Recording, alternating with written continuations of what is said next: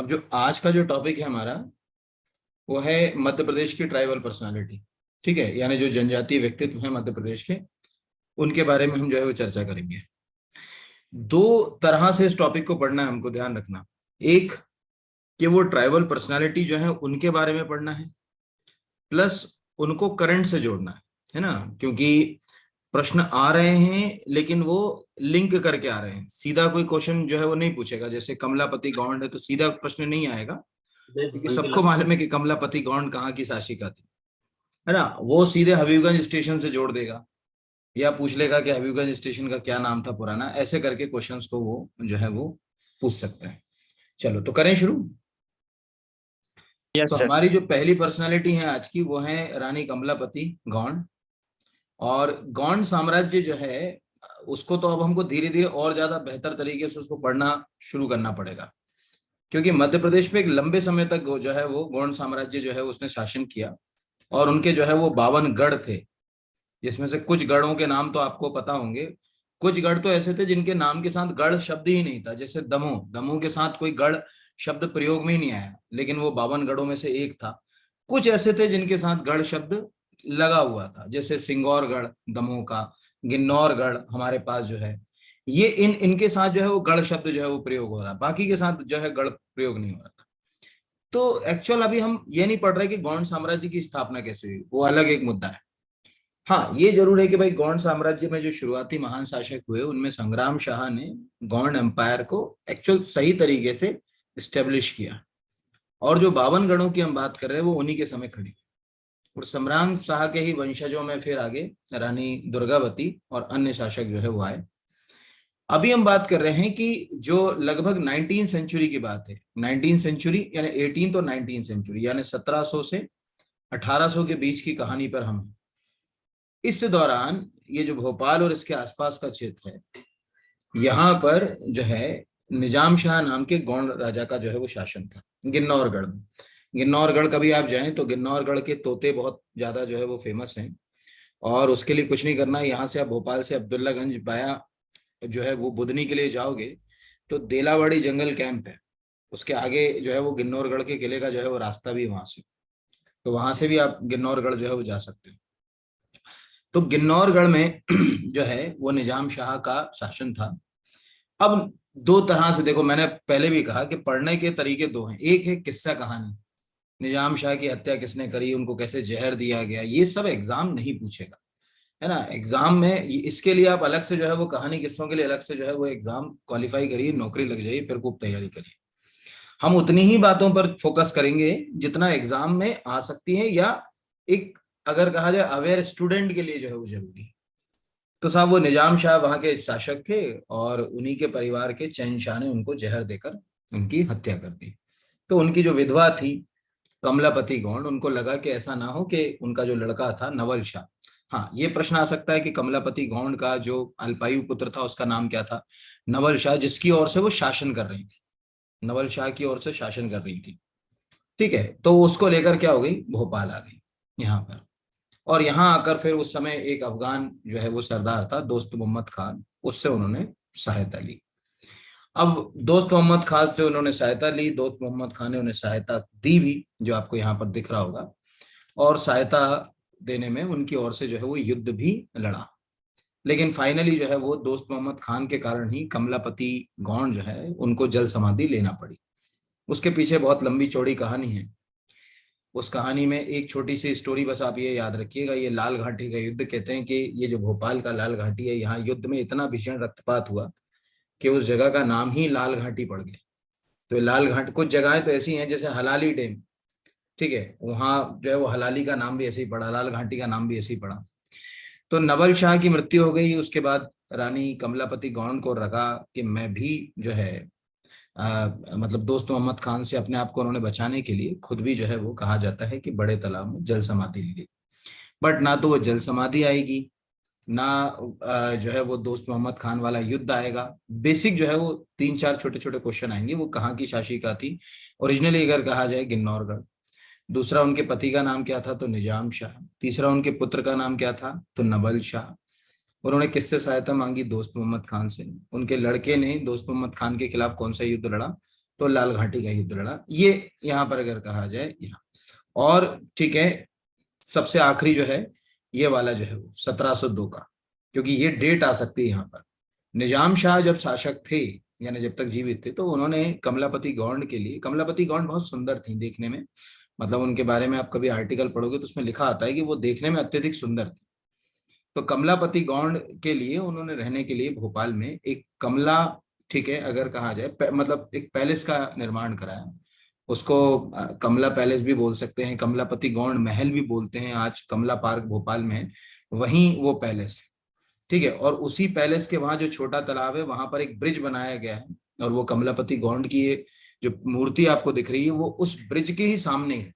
ये कभी कोई गया है, लोकल भोपाल वाला कोई है, गया है कभी, देखिए यस सर। छोटे तालाब से वो कनेक्ट किया गया है, केवल केवल ब्रिज है वो। तो ये एक प्रश्न आ सकता है कि भाई एक सुंदर महल का निर्माण कराया। नहीं थी वहां पे, पेपर में आया था। बेटा जब कोई प्रश्न पूछा जाए तभी बोला करो यार, ठीक है। अपना माइक अपने को लग रहा है कि अपना जो है मतलब जहां अपन बैठे वहां से नॉइज आती है, तो उसको ना बोले तो ज्यादा अच्छा। हाँ, मैसेज कर दो उसकी जगह। तो 1702 में ये निर्माण पूरा कराया यहाँ पर, और फिर जो है वो यहाँ पर ये जो देखो कुछ चीजें ऐसी हैं जो मध्य प्रदेश सरकार बोल रही है, जैसे ये जनसंपर्क का ही वेबसाइट का पेज है, तो यहाँ आपको दो चीजें दिख रही हैं। एक तो 1702 का ये दिख रहा है, दूसरा भारतीय पुरातत्व सर्वेक्षण ने सन 1989 में इस महल को, एक सेकंड इसको मैं थोड़ा बड़ा कर दूं, यहाँ अब ठीक दिख रहा है पूरा, स्क्रीन थोड़ी बड़ी यहाँ।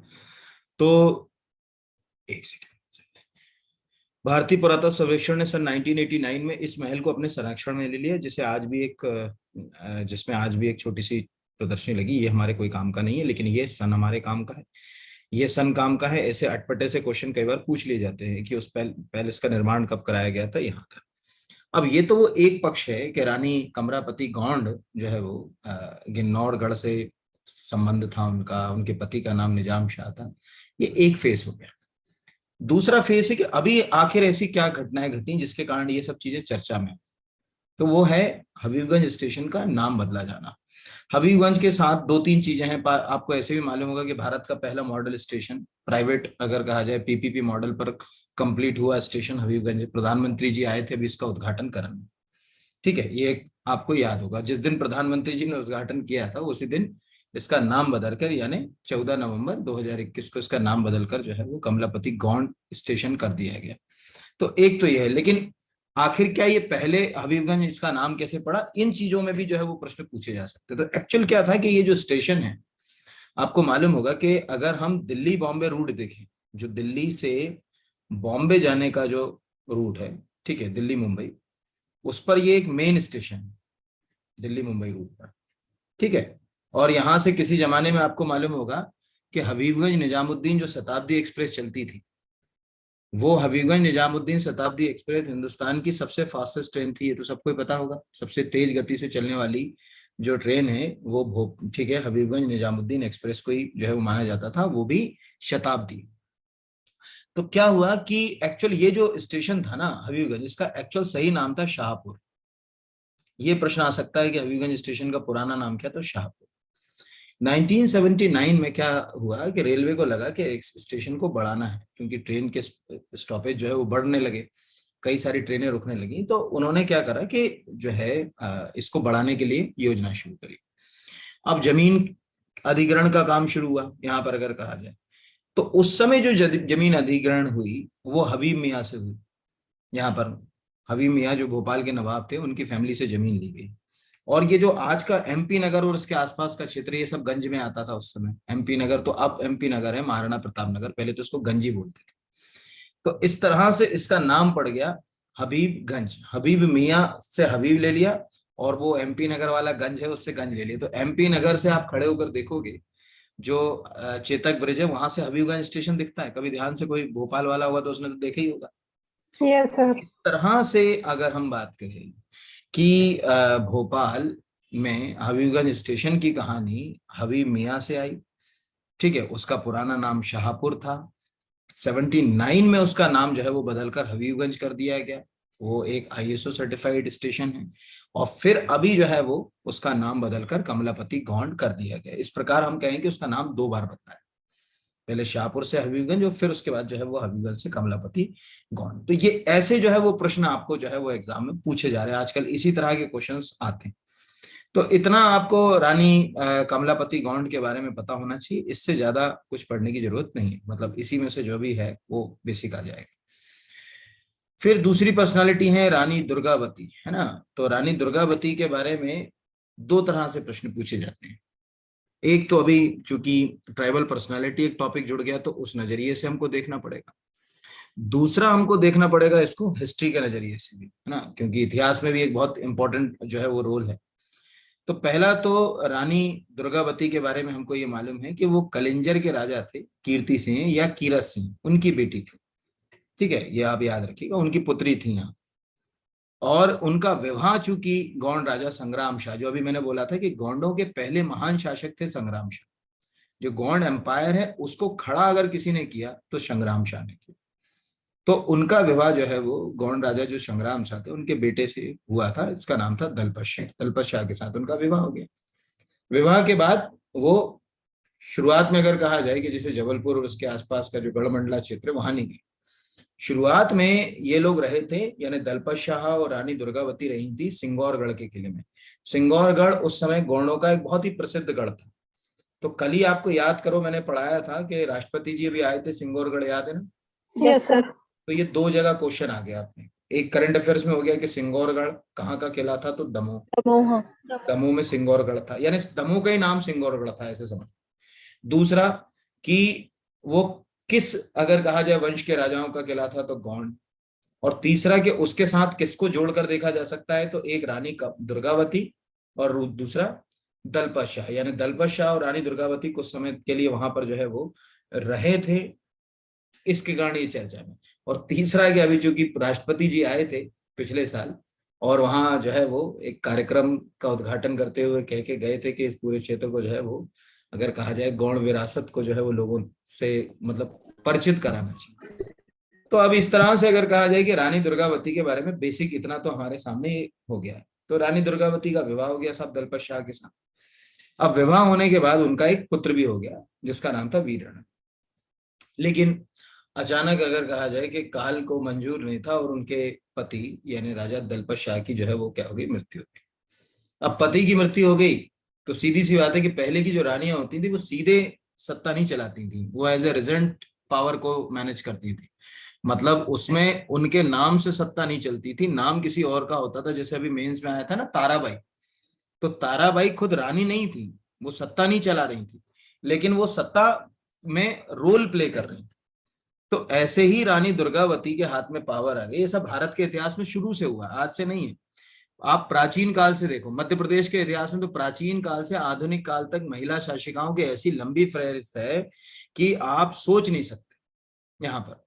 और इसमें सबसे पुराना एग्जाम्पल अगर अपन शुरू करें तो वाकाटक डायनेस्टी का सबको याद होगा। याद है किसी को वाकाटक में कौन शासिका थी, वाकाटक राजा कौन में शासिका, जल्दी से याद करके बताओ कोई। प्रभावती गुप्त।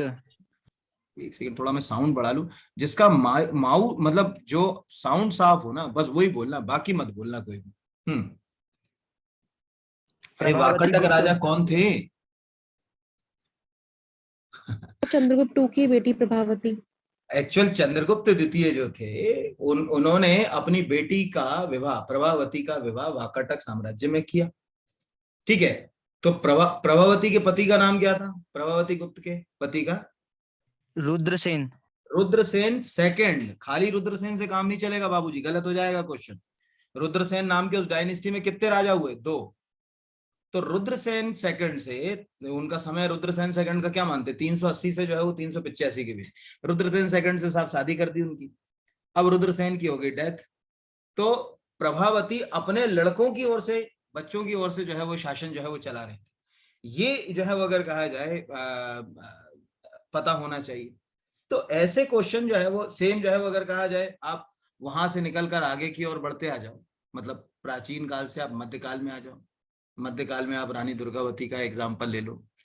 ठीक है, आधुनिक काल में आ जाओ, अभी आपने जो है वो कमलापति गौंड की बात करी, उनका नाम ले लो। कमलापति गौंड के अलावा भी जो है वो एक दो नाम ऐसे हैं जो पता होंगे आपको। होलकर और सिंधियाओं में याद करो, होलकर डायनेस्टी और सिंधियाओं में, होलकरों में कौन? देवी अहिल्याबाई होलकर। सिंधियाओं में तो एक जो है वो नाम आपको पता ही होना चाहिए, क्योंकि वो नाम इतना फेमस है सिंधिया डायनेस्टी के अंदर, क्योंकि वो पहली ऐसी शासिका थी जिनका नाम इतिहास में लोग जानते नहीं है, लेकिन उन्होंने सिंधिया साम्राज्य को चलाने में या खड़ा करने में बहुत जो है वो इम्पोर्टेंट रोल किया। मैं इतना हिंट कर रहा हूँ चलो बताने के लिए कि इंदौर, सॉरी क्या बोलते हैं, उज्जैन में जो गोपाल मंदिर है उसका निर्माण जो है वो उन्होंने कराया था। अब तो इतने में तो हिंट करके बता ही दोगे कि कौन सिंधिया शासिका थी वो। हाँ चलो कोई बात नहीं, देखो ऐसा सर है। विजया राजे सिंधिया। अरे विजया राजे कैसी बात करते हो, विजया राजे सिंधिया बनवाएंगी वो जो है अभी गोपाल मंदिर, इतना पुराना गोपाल मंदिर। तुम लोग यार कभी तो, कई बार तो ऐसा लगता है कि तुम लोग जो है वो, उनका बाई नाम सर, था बाईजा बाई। बाईजाबाई। बाईजाबाई का नाम सुना है कि नहीं? बाईजाबाई सिंधे का नाम। Yes sir. चलो कोई बात नहीं, आज का होमवर्क है यहाँ पर कि आपको बाईजाबाई सिंधे के बारे में पता होना चाहिए।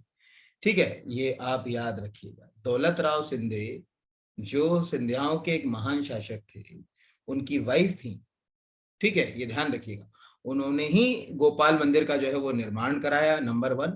दूसरा, उन्होंने उनकी यानी दौलत राव सिंधिया की मृत्यु के बाद शासन को चलाया भी। वो बहुत लंबे समय तक जो है वो शासन व्यवस्था जो है वो चलाती रही। ये एक क्वेश्चन यूनिक है, जस्ट ऐसा ताराबाई का मैंने क्लास में पहले भी पढ़ाया था कि मराठों में हमेशा याद रखना कि ताराबाई कैसे, शिवाजी की जो बहू थी सत्ताराबाई, वो कैसे आई, और इस बार मेंस में आ गए क्वेश्चन।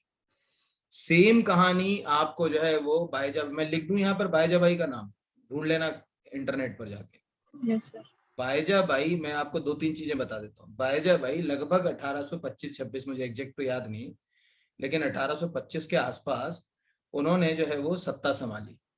सत्ता इसलिए संभाली क्योंकि जब दौलत राव सिंधिया की जब मृत्यु हुई तो उसके बाद जो है वो उनका जो लड़का था वो बहुत छोटा था, तो कौन शासन देखे? तो बाईजाबाई ने कहा कि ठीक है भैया, जो है वो मैं जो है वो शासन व्यवस्था को जो है वो संभालूंगी, और वो लगभग कहते हैं कि 10-15 साल तक शासन व्यवस्था चलाती रही। सेम कहानी रानी दुर्गावती की, यानी ये एक बड़ी लंबी फेज है भारत के इतिहास में कि महिलाएं शासिकाएं हुई हैं, लेकिन बस वो इतिहास में अपनी जगह नहीं। ये हमारी एक बदकिस्मती कि हम उनको इतिहास में पहचान नहीं दिला पाए। यानी जैसे आज आपने इतना सारा पढ़ लिया है एमपी को, लेकिन आपको बाईजाबाई के बारे में जो है वो नहीं मालूम, तो ये थोड़ी गड़बड़ बात हो जाती है। तो रानी दुर्गावती, अब वापिस आते हैं, रानी दुर्गावती अपने लड़के वीर नारायण की ओर से शासन व्यवस्था देखने लगी साहब। अब ये वो समय था जब मुगल सम्राट जो है वो अकबर के हाथ में नई नई सत्ता आई थी। एक्चुअल क्या हुआ कि अकबर 1556 में अकबर सुल्तान बना। ठीक है, आपको मालूम होगा सेकंड बैटल ऑफ पानीपत। अब अकबर के ऊपर शुरू के 4 साल तो इन्फ्लुएंस रहा बैरम खां का, सबको मालूम ही होगा, 1560 तक। फिर अगले 2 साल जो है वो उसके ऊपर इन्फ्लुएंस किसका रहा? उसकी मम्मी का। ठीक है, हमीदा बानो बेगम का। उसको हरमदल पेटीकोट सरकार कहते हैं। तो जब वो इस 1562 से बाहर निकल रहा था, यानी ये 61-62 से, तो उसने अपने साम्राज्य को एक्सपेंड करने की जो है वो पॉलिसीज बनाना शुरू कर। और किस्मत देखिए कि उन पॉलिसीज में 2 जगह हमारे मध्य प्रदेश में आई। एक आया मांडू। ठीक है, तो यहाँ पर अगर कहा जाए बैटल ऑफ मांडू लड़ा, किसको याद है किस साल लड़ा था battle of Mandu? 1561 and battle of, ठीक है, अगर कहा जाए गोंडवाना कब लगा? 1564। अब ये कहानी भी जल्दी से समझे ना, इतना तो ये क्वेश्चन अपना समझ में आ गया कि रानी दुर्गावती के बारे में क्या पता होना था। अब काम की कहानी है। अकबर को ये लगता था कि इस अगर सेंट्रल इंडिया को कब्जा करना है, 2 बड़े बेहतरीन किले थे उसके पास। एक तो यहाँ पर अगर कहा जाए गोंडवाना क्षेत्र में जहां रानी दुर्गावती थी, यानी गढ़मंडला और उसके आसपास का पूरा क्षेत्र। दूसरा जो था वो था सिंगौरगढ़। वो अकबर ये भी चाहता था कि सिंगौरगढ़ और उसके आसपास का जो क्षेत्र है वो मेरे नियंत्रण में आए। तो उसने अपने, अच्छा वो मांडू को क्या कर चुका था? जीत चुका था। क्योंकि मांडू को जीत चुका था इसीलिए उसका कॉन्फिडेंस लेवल बिल्कुल हाई था अकबर का। तो अब उसने सोची कि जो है कैसे जो है वो बैटल ऑफ गोंडवाना को जो है वो जीता जाए। तो उसने, अच्छा अकबर याद रखिएगा, कभी भी जनरली ज्यादातर युद्धों में अकबर ने मध्य प्रदेश में 3 युद्ध लड़े। ठीक है, एक लड़ा मांडू 1561, ये याद रखिएगा। एक लड़ा गोंडवाना 1564 और एक लड़ा था 1601 का, ठीक है, असीरगढ़ का। तीनों में केवल वो एक असीरगढ़ का जो युद्ध था वो जो है उसमें गया था, बाकी जो है वो किसी युद्ध में अकबर खुद नहीं गया। यानी यहां पर आपको ये जो है वो याद रखना चाहिए कि अकबर जो है वो अपनी ओर से किसी को, कभी आदम खां को भेज देता था, कभी आसफ खां को भेज देता था, किसी ना किसी को जो है वो भेज रहा था वहां। तो गढ़मंडला जो था यहाँ पर, और ये गढ़ की स्पेलिंग GARH नहीं आती है ना, गढ़ यानी पढ़ते गढ़मंडला है लेकिन GARH है, ये आप याद रखिएगा, गढ़। क्योंकि यही जगह जो मैं आपको स्पेलिंग लिख रहा हूं, यही जगह इन लोगों की क्या थी, कैपिटल थी। ये आप आज से रट लीजिएगा। मतलब गोंडवाना जो शासक थे उनकी जो कैपिटल थी गढ़ है। स्पेल ध्यान रखिएगा, ऐसे मत कर लीजिएगा, GARH नहीं करना है, स्पेल करना है GARH। यहाँ पर सॉरी GARH है, गड़ा, ठीक है यहाँ पर, और इसके आगे मंडला नहीं लगाना है, ये ध्यान रखना। तो ये जो है वो अगर कहा जाए यहाँ से ये लोग ऑपरेट कर रहे थे, तो वहां पर अटैक करने के लिए अकबर ने क्या करा, अपनी जो है वो सेना को भेजा। अब इसमें पहला प्रश्न तो यही आ गया, किसको भेजा, तो आसफ खां को। दो स्टोरी है, स्टोरी हमारे कोई काम की नहीं है कि गढ़ पर आक्रमण करने के लिए किसको, या कैपिटल जो थी गढ़ उसके ऊपर जो है वो किसको आक्रमण करने के लिए भेजा, तो आसफ खां को भेजा। ये पहला। आसफ खां के खिलाफ ही रानी दुर्गावती लड़ी और लड़ते हुए जो है वो वीर गति को प्राप्त हुई। ये ध्यान रखिएगा। इसमें दो चीजें बस हमारे काम की हैं। पहला कि वो युद्ध की डेट कभी नहीं आती कि बैटल ऑफ गोंडवाना किस दिन लड़ा गया, यानी आपको केवल इतना याद रखना है, यहां साफ कर दे कि बैटल ऑफ गोंडवाना 1564 में लड़ा गया, ये बिल्कुल सही। लेकिन उस बैटल ऑफ गोंडवाना के दौरान रानी दुर्गावती ने जब अपना बलिदान दे दिया, मतलब खुद को ही उन्होंने शहीद कर लिया कहा जाए, क्योंकि वो किसी मुगल के हाथ में जो है वो आना नहीं चाह रही थी, इसीलिए वो डेट याद रखना है। वो डेट थी 24 जून 1564। ये डेट आपको आएगी एग्जाम में यहाँ पर, बाकी कोई जो है वो क्वेश्चन जो है वो नहीं आएगा। ये बस आपको याद रखना, मतलब अगर कोई पूछेगा तो डेट जो है वो ये वाली जो है वो पूछी जा सकती है। तो ये एक बेसिक्स है कि मुगलों ने जो है वो कैसे इस पूरे क्षेत्र के ऊपर जो है वो अपना नियंत्रण स्थापित किया, और रानी दुर्गावती ने जो है वो, इसके बाद गौड़ साम्राज्य ऑलमोस्ट जो है वो मुगलों के नियंत्रण में आ गया। मतलब ये पूरा क्षेत्र जो है वो अब मुगलों के ही हाथ में रहा और मुगल यहाँ से शासन करते रहे। तो रानी दुर्गावती के बारे में इतनी बात आपको पता होना चाहिए, बाकी कोई बात काम की नहीं। हाँ, ये बेसिक, एक सेकेंड, ये बेसिक आप लिख सकते हो कि भैया कहाँ पर, ठीक है, वो शहीद हुई थी। जबलपुर के पास जो है वो बरेला का नाराई नाला नाम का स्थान था, वहां उन्होंने, ठीक है, अपने को, आपको जो है वो अगर कहा जाए खुद की खंजर से जो है वो अपने मतलब शरीर को त्याग दिया था। और वो दिन जो था वो 24 जून था 1564। तो रानी दुर्गावती बलिदान दिवस के रूप में मनाया जाता है। 1983 में मध्य प्रदेश शासन के द्वारा उनके सम्मान में जबलपुर विश्वविद्यालय का नाम बदलकर रानी दुर्गावती विश्वविद्यालय कर दिया गया। ये एक आपको याद रखना। बाकी जैसे मैंने कहा, स्टोरी के लिए हमारे आर्टिकल में जगह नहीं है। जैसे एक स्टोरी मैंने वो लिखी है कि उनके पास एक सरवन नाम का हाथी था, व्हाइट एलिफेंट। ये मैं क्लास में तो सुनाता ही हूँ। बस एक सेकंड। लेकिन वो हाथी को जो है वो अकबर जो है वो हासिल करना चाहता था, इसके लिए अकबर ने जो है वो अपनी सेना वहां भेजी थी। तो ये प्रश्न तो जो है वो आने वाले नहीं, इतने जितने आएंगे वो आपको पता होगा। इस बहाने कम से कम आपको 4 नाम मैंने बता दिए, वो याद रख लेना। एक भाईजा भाई का नाम बता दिया, ठीक है, होलकर सिंधियाओं में। दूसरा जो है वो अहिल्या बाई का नाम होलकरों में। कमलापति गौड़, ठीक है। प्रभावती गुप्त, प्राचीन काल में गुप्त साम्राज्य, जिन मध्य प्रदेश में जो सब बड़े नाम थे। अब अगला जो नाम है वो है राजा शंकर शाह रघुनाथ शाह। अभी ये मेंस में भी आ गया क्वेश्चन, और ये क्वेश्चन इसीलिए क्योंकि अभी 2 बार मध्य प्रदेश में, आपको मालूम होगा, गृह मंत्री जी आ चुके। पिछली बार वो जबलपुर आए थे और ये बलिदान दिवस पर ही आए थे। तो 1857 की क्रांति में गौड़ साम्राज्य का एक बहुत इंपॉर्टेंट रोल था। संग्राम रघुनाथ शाह और शंकर शाह दोनों का संबंध जो है उसी गौड़ रियासत से है, जिससे रानी दुर्गावती, दलपत शाह या संग्राम शाह उन्हीं के परिवार से जो है वो जुड़े हुए थे। तो इन्होंने क्या करा, जब 1857 की क्रांति की ज्वाला या चिंगारी भड़की, तो उसमें आपको मालूम होगा कि हमारे मध्य प्रदेश में क्रांति टेक्निकली अगर कहा जाए कि नीमच और उसके आसपास के क्षेत्र से क्रांति तेजी से जो है भड़कना शुरू हो गई थी। और जब ये जबलपुर पहुंची तो इन लोगों ने भी अंग्रेजों के खिलाफ जो है वो क्रांति कर दी। तो क्रांति करी उन्होंने, तो उस दौरान वो पकड़े भी गए। इसमें ज्यादा काम की चीजें नहीं है, 3 चीजें काम की हैं। नंबर 1, पहला तो आपको याद रखना है राजा शंकर शाह और उनके लड़के, ठीक है, क्योंकि कई बार कंफ्यूजन हो जाता है कि शंकर शाह के लड़के रघुनाथ शाह थे कि रघुनाथ शाह के लड़के शंकर शाह। इसमें कंफ्यूज जो है वो ना हो यहाँ पर, ठीक है। तो शंकर शाह और उनके पुत्र रघुनाथ शाह ने महाकौशल क्षेत्र से क्रांति का नेतृत्व किया था। उस समय जो है वो जबलपुर और उसके आसपास का जो क्षेत्र था वहां 52 रेजिमेंट थी और उसका कमांडर क्लार्क था, ये याद रखिएगा, क्लार्क, ठीक है। तो क्लार्क को जितने भी हमारे यहाँ लोग पकड़े गए क्रांति में, वो मुखबिरों से, मतलब गद्दारी तो हमने ही करी, इसमें कोई दो राय की बात है, ठीक है। चाहे आप तात्या टोपे को शिवपुरी में पकड़वा दो, वो भी मुखबिरी से पकड़े, ठीक है। या अगर कहा जाए चंद्रशेखर आजाद की सूचना देना, वो भी मुखबिरी रही। या अगर कहा जाए राजा शंकर शाह का पकड़ा जाना, ये भी मुखबिरी रही। मुखबिरी तो समझते हो ना, मुखबिर कि नहीं समझते? यस सर, गुप्तचर टाइप। गुप्तचर टाइप, सूचना देने वाला। तो क्लार्क जो था वो कमांडर था, उसको सूचना मिल गई साहब, उसने क्या करा कि इनको अरेस्ट कर दिया। अरेस्ट करने के बाद उसको लगा कि भाई क्रांति में और लोग जो है वो आगे ना बढ़े, तो इनको एक मैसेज जो है वो देना चाहिए सबको। कैसे मैसेज दें? तो मैसेज ऐसा होना चाहिए जिससे कि लोगों की रूह कांप जाए। तो उनको 18 सितंबर 1857 को इन पिता और पुत्र दोनों को ही तोप से बांधा और तोप से बांधकर जो है वो उड़ा दिया।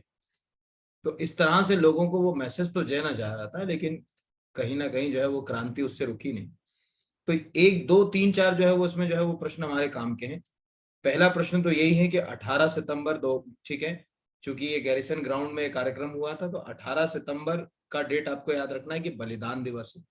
ये पहला हो गया कि भाई जो है वो बलिदान दिवस के रूप में याद करना है। दूसरा आपको ये याद रखना है कि एक्चुअल क्या हुआ, इसमें भी बड़ी अनोखी कहानी कि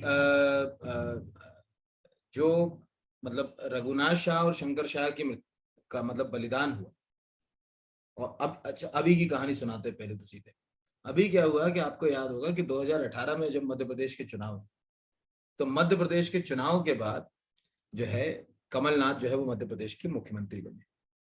और चूंकि वो छिंदवाड़ा से आते हैं, तो उन्होंने छिंदवाड़ा के लिए जो है वो कुछ ना कुछ तो करना ही था। तो उन्होंने छिंदवाड़ा में एक्चुअल क्या हुआ कि एक यूनिवर्सिटी जो है वो स्थापित करने की, कोई छिंदवाड़ा का है इस क्लास में? मतलब कोई भी बच्चा हो छिंदवाड़ा का हो, जिसने मतलब या उसके आसपास का हो या पढ़ रखा हो छिंदवाड़ा के बारे में थोड़ा सा कुछ यहाँ पर, तो छिंदवाड़ा यूनिवर्सिटी के बारे में कुछ पता है बेटा? सर याद नहीं।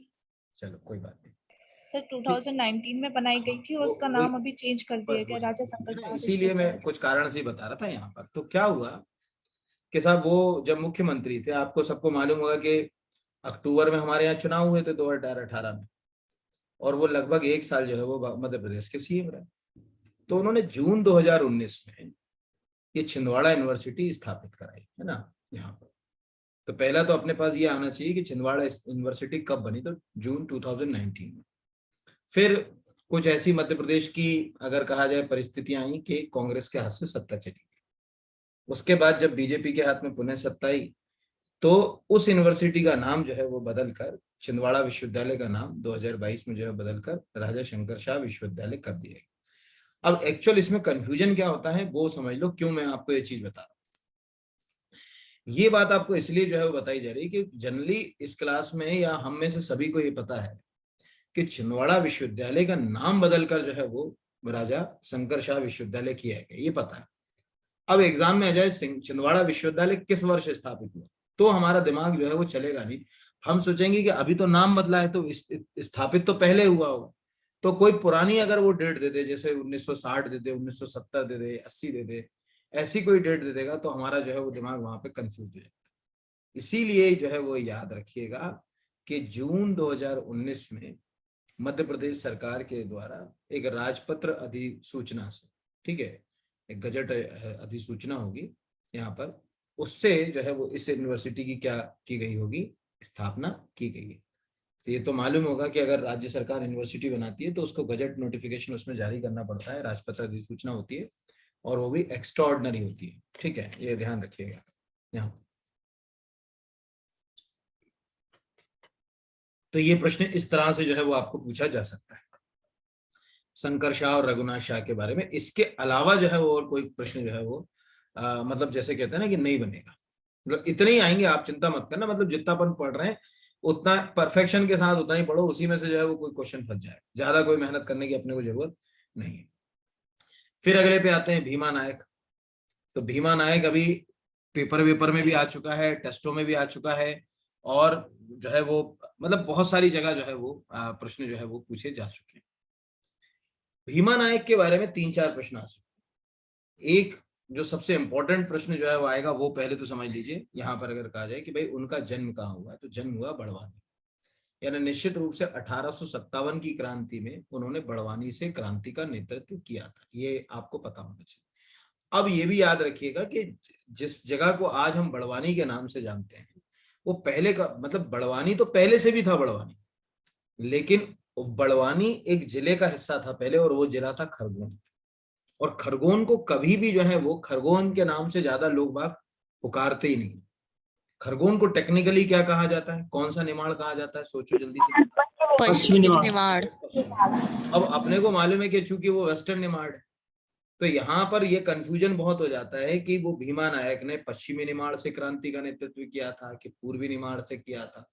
तो बड़वानी चूंकि खरगोन जिले के अंतर्गत आता था, पश्चिमी निमाड़ में आता था, इसीलिए वो निमाड़ से क्रांति का जो है वो नेतृत्व कर रहे थे 1857 में। अब उनके माता पिता के नाम, देखो आर्टिकल लिखवाते समय तो सब कुछ बताना पड़ता है, ये फाइल अभी मैं आपको सेंड कर दूंगा क्लास के बाद, ये तो बनी बनाई, ये सब आपको जो है वो नहीं आएंगे। अब आते हैं सीधे कि 1857 की क्रांति में उन्होंने कौन सी जो है वो लड़ाइयां लड़ी। तो एक्चुअल वो एक प्रकार से जैसे कहते हैं ना गोरिल्ला वॉर टैक्ट, वैसी लड़ाई लड़ रहे क्रांतिकारियों के साथ। और उस लड़ाई में सबसे इंपॉर्टेंट जो लड़ाई थी वो थी अम्बा पानी की लड़ाई, है ना, ये आपको याद रखना। तो वैसे तो आप पूरी लड़ाई याद रखिए कि 24 अगस्त 1857 को उन्होंने पंचसावल की लड़ाई लड़ी, 11 अप्रैल 1958 को उन्होंने अम्बा पानी की लड़ाई, 4 फरवरी 1859 को उन्होंने धावा बावरी की लड़ाई जो है वो, और 9 फरवरी 1859 को पंच बावली रामगढ़ की लड़ाई यहाँ पर। तो इस तरह से वो पूछ सकता है आपको ऐसा प्रश्न कि भीमा नायक का संबंध इनमें से किस लड़ाई या किस युद्ध से नहीं है, किस लड़ाई से नहीं है। तो हो सकता है कि इन 4 में से कोई वो 3 जगहों के नाम आपको क्या कर ले, दे दे, और एक नाम कोई और जो है वो कहीं से उठाकर डाल दे। तो इस तरह से आपको ये चारों लड़ाई याद रखेंगे। स्पेशली जो सबसे महत्वपूर्ण लड़ाई मानी जाती है वो मानी जाती है अम्बा पानी की, क्योंकि कहते हैं कि अम्बा पानी की जो लड़ाई थी, उस लड़ाई के दौरान वो तात्या टोपे के संपर्क में आ गए थे। तात्या टोपे को वो सहयोग भी कर रहे थे, और उनको वॉर टैक्ट जो होती थी वो तात्या टोपे सिखा भी रहे थे। सा एक आर्टिकल पढ़ा था मैंने, शायद नई दुनिया या दैनिक भास्कर कुछ में, उसमें लिखा हुआ। तो इसलिए ये अम्बा पानी की लड़ाई एक महत्वपूर्ण लड़ाई हो सकती है यहाँ पर अगर कहा जाए। अब साहब अंग्रेजों की तो नाक में उन्होंने दम कर दिया यहाँ पर। तो जब अंग्रेजों की नाक में उन्होंने जो है वो दम मतलब उनको परेशान करना शुरू किया, तो अंग्रेजों ने क्या करा, उनके ऊपर इनाम जो है वो रख दिया। और जब उनके ऊपर इनाम अंग्रेजों ने रख दिया, तो सीधी सी बात है कि जो अभी थोड़ी देर पहले ही बात करी कि यहाँ तो कमी नहीं है, ठीक है, सूचना देने वालों की, तो वो क्या हो गए, गिरफ्तार हो गए। कहा जाता है कि चंदर पिता गुलाब नाम का कोई व्यक्ति था, उसने सूचना दे दी, और उस सूचना के बाद जो है वो उन्हें गिरफ्तार कर लिया गया, और गिरफ्तार करके उन्हें अंडमान निकोबार यहाँ पर, या सेलुलर जेल कहा जाता है, वहां भेज दिया गया। और सेलुलर जेल में ही कहते हैं कि उनकी मृत्यु हो गई। यानी ये पहली चीज है कि वो पहले ऐसे क्रांतिकारी रहे मध्य प्रदेश के जिनकी मृत्यु मध्य प्रदेश से बाहर हुई, यानी मतलब जनजातीय क्रांतिकारी रहे जिनकी मृत्यु मध्य प्रदेश से बाहर हुई, यानी अंडमान निकोबार में हुई, सेलुलर जेल में। ये एक जो है वो आपको याद रखना। दूसरा जो एक प्रश्न जो है वो आएगा, ये आएगा धावा बावरी। क्योंकि अभी मध्य प्रदेश सरकार इस जगह को एक कहा जाए कि मतलब इस जगह को एक कहा जाए कि मतलब स्मारक के रूप में विकसित कर रही है। अभी कुछ समय पहले ही इसका एक पेपर में भी आया था कि धावा बावड़ी स्मारक जो है वो मतलब अच्छी हालत में नहीं है, अभी उसके ऊपर काम तो चल रहा है लेकिन पूरी तरीके से जैसे स्पीड में होना चाहिए वैसे नहीं। तो धावाबाड़ी में किसका स्मारक है? तो सीधी सी बात है, भीमा नायक का है, ये अपने को याद रखना। ठीक है। दूसरा जो है वो भीमा नायक के नाम से जो है वो एक महाविद्यालय है, वो बड़वानी में है, उनका नाम, उसमें महाविद्यालय का नाम है शहीद भीमा नायक महाविद्यालय। यानी ये प्रश्न इसी तरह से पूछेगा, ज्यादा इसमें कोई कॉम्प्लिकेशंस वाले क्वेश्चन जो है वो इतने नहीं आएंगे यहाँ पर। हाँ, लेकिन जैसे मैंने क्या बोला, वो क्या कर रहे हैं आजकल पेपरों में, सरल चीजों में बच्चे को इतना उलझाने की कोशिश कर रहे हैं। वो देख रहे हैं कि उसका स्ट्रेस लेवल क्या है, वो ये भी देख रहे हैं पेपरों में। आजकल एक पेपरों में नेचर आ गया, यूपीएससी तो पहले भी करता चला आ रहा, लेकिन पीएससी भी अब इस दिशा में चल पड़ा है कि जो बच्चा है वो बिल्कुल एकदम कहते कुएं के मेंढक की तरह है, ये विस्तृत है।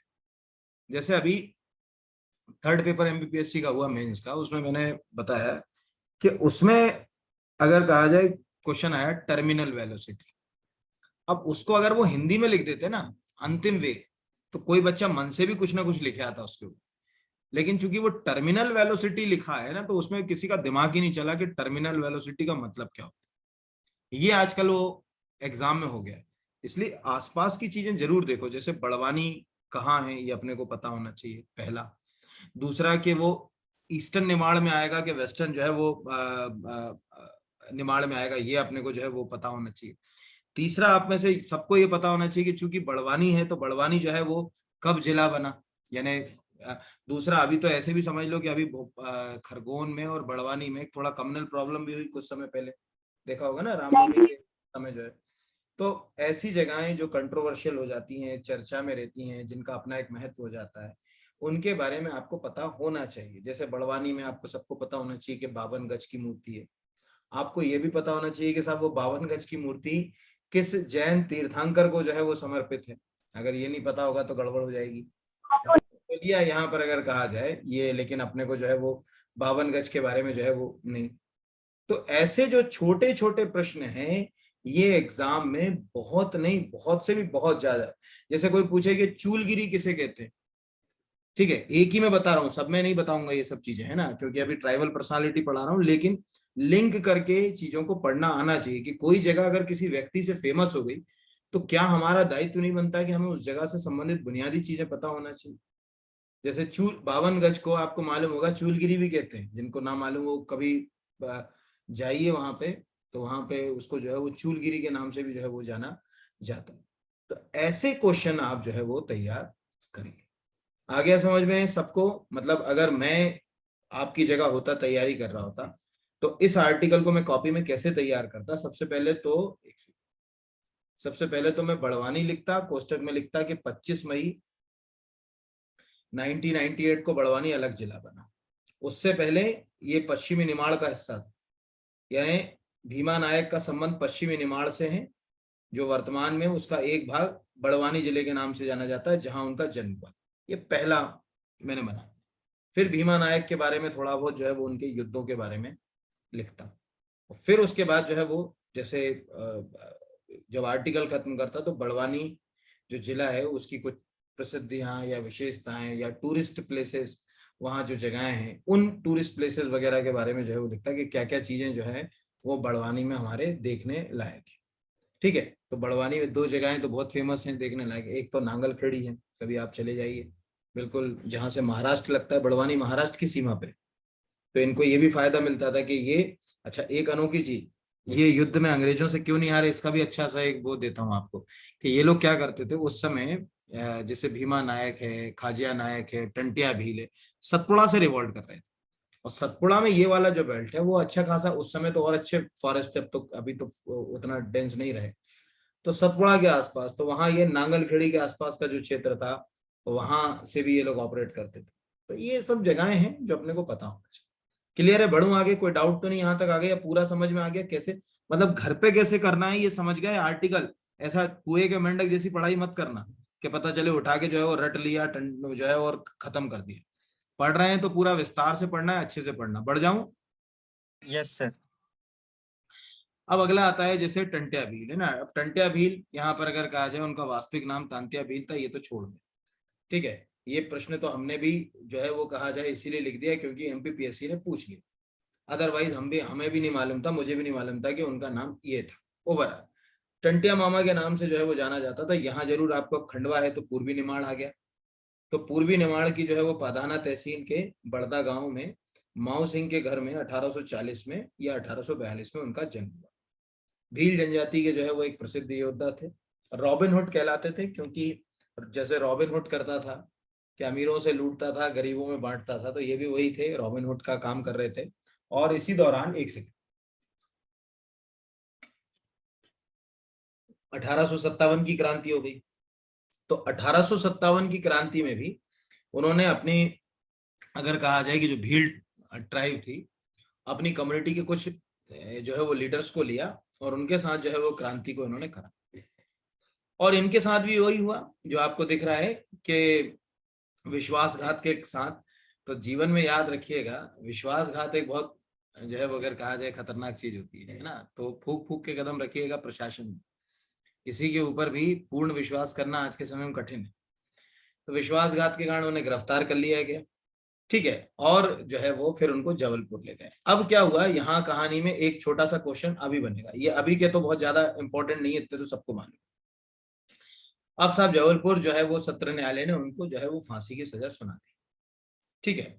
और जब फांसी की सजा सुनाई तो उनको 4 दिसंबर 1889 को फांसी दे दी गई। अब फांसी के बाद अंग्रेजों को लगा अब रॉबिन हुड को फांसी दे दी आपने, ठीक है। मतलब एक व्यक्ति जो मसीहा था लोगों का, जो उनके दुख दर्द को समझ रहा था, उनकी सहायता कर रहा था, उसके साथ अगर अंग्रेज ऐसा करेंगे तो लोग तो विद्रोह करेंगे, इसमें कोई दो राय की बात नहीं थी।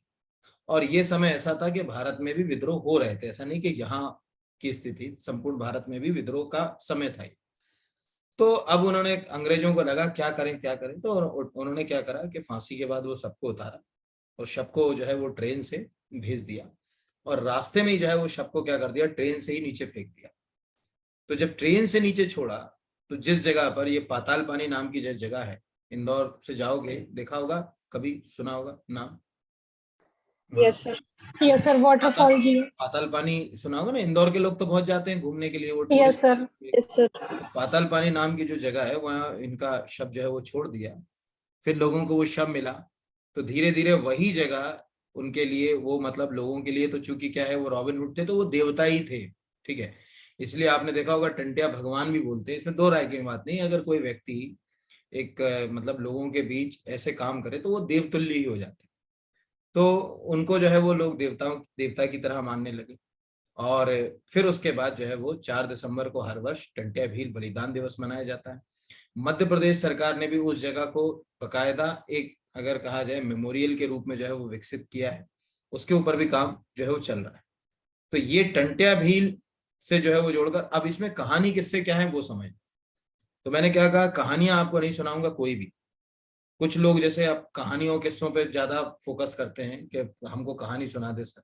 तो जैसे कहते हैं कि वहां से जब ट्रेन जाती है तो ट्रेन जो है वो रुकती है उनको सैल्यूट करने के लिए, ये सब एग्जाम में नहीं आते हैं प्रश्न कि ट्रेन किसको सैल्यूट करने के लिए रुकती है, कहाँ रुकती है।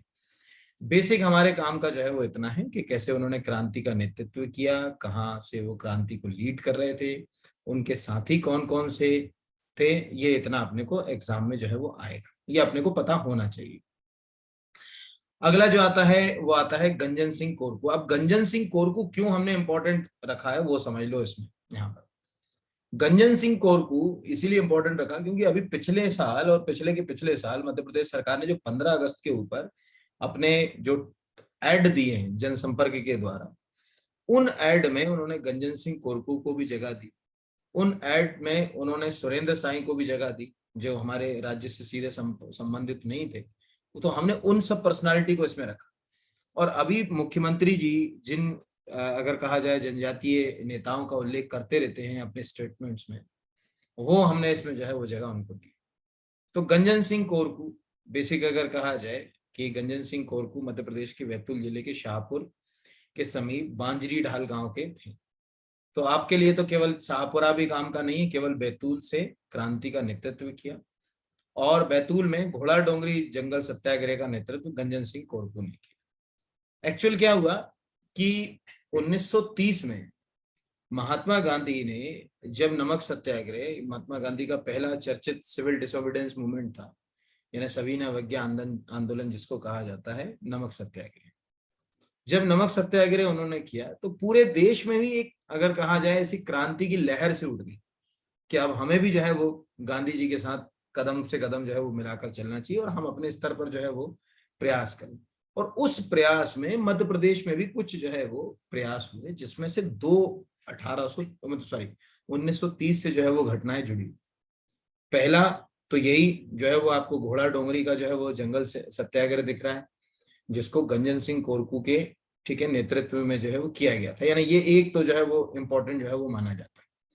दूसरा 1930 में ही, ठीक है, यानी यहां से थोड़ा सा बैतूल से आप आगे की ओर बढ़ जाओ, सिवनी जो जिला है, बैतूल से आप थोड़ा सा अगर हम आगे की ओर बढ़े तो सिवनी जिला आ जाता है। तो सिवनी जिले में भी एक सत्याग्रह हो रहा था सेम टाइम पर, उसका नाम था टूरिया जंगल सत्याग्रह, ये याद रखेगा। तो टूरिया जंगल सत्याग्रह अक्टूबर 1930 में टूरिया हुआ था और यही उसी टाइम यहाँ पर ये हुआ था।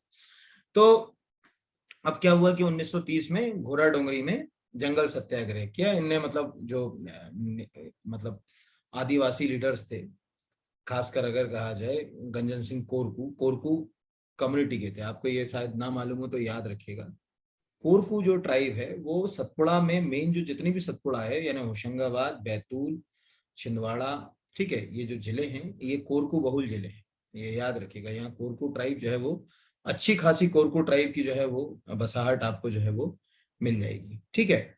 तो वहां से जो है वो इन्होंने क्रांति का नेतृत्व किया। अब अंग्रेज तो सीधी सी बात है, तो उनका तो एक ही कंसेप्ट था कि भैया जो है वो कोई भी क्रांति कर रहा है तो ऐसा उसको सबक सिखाना कि आगे कोई जो है वो क्रांति जो है वो ना कर पाए।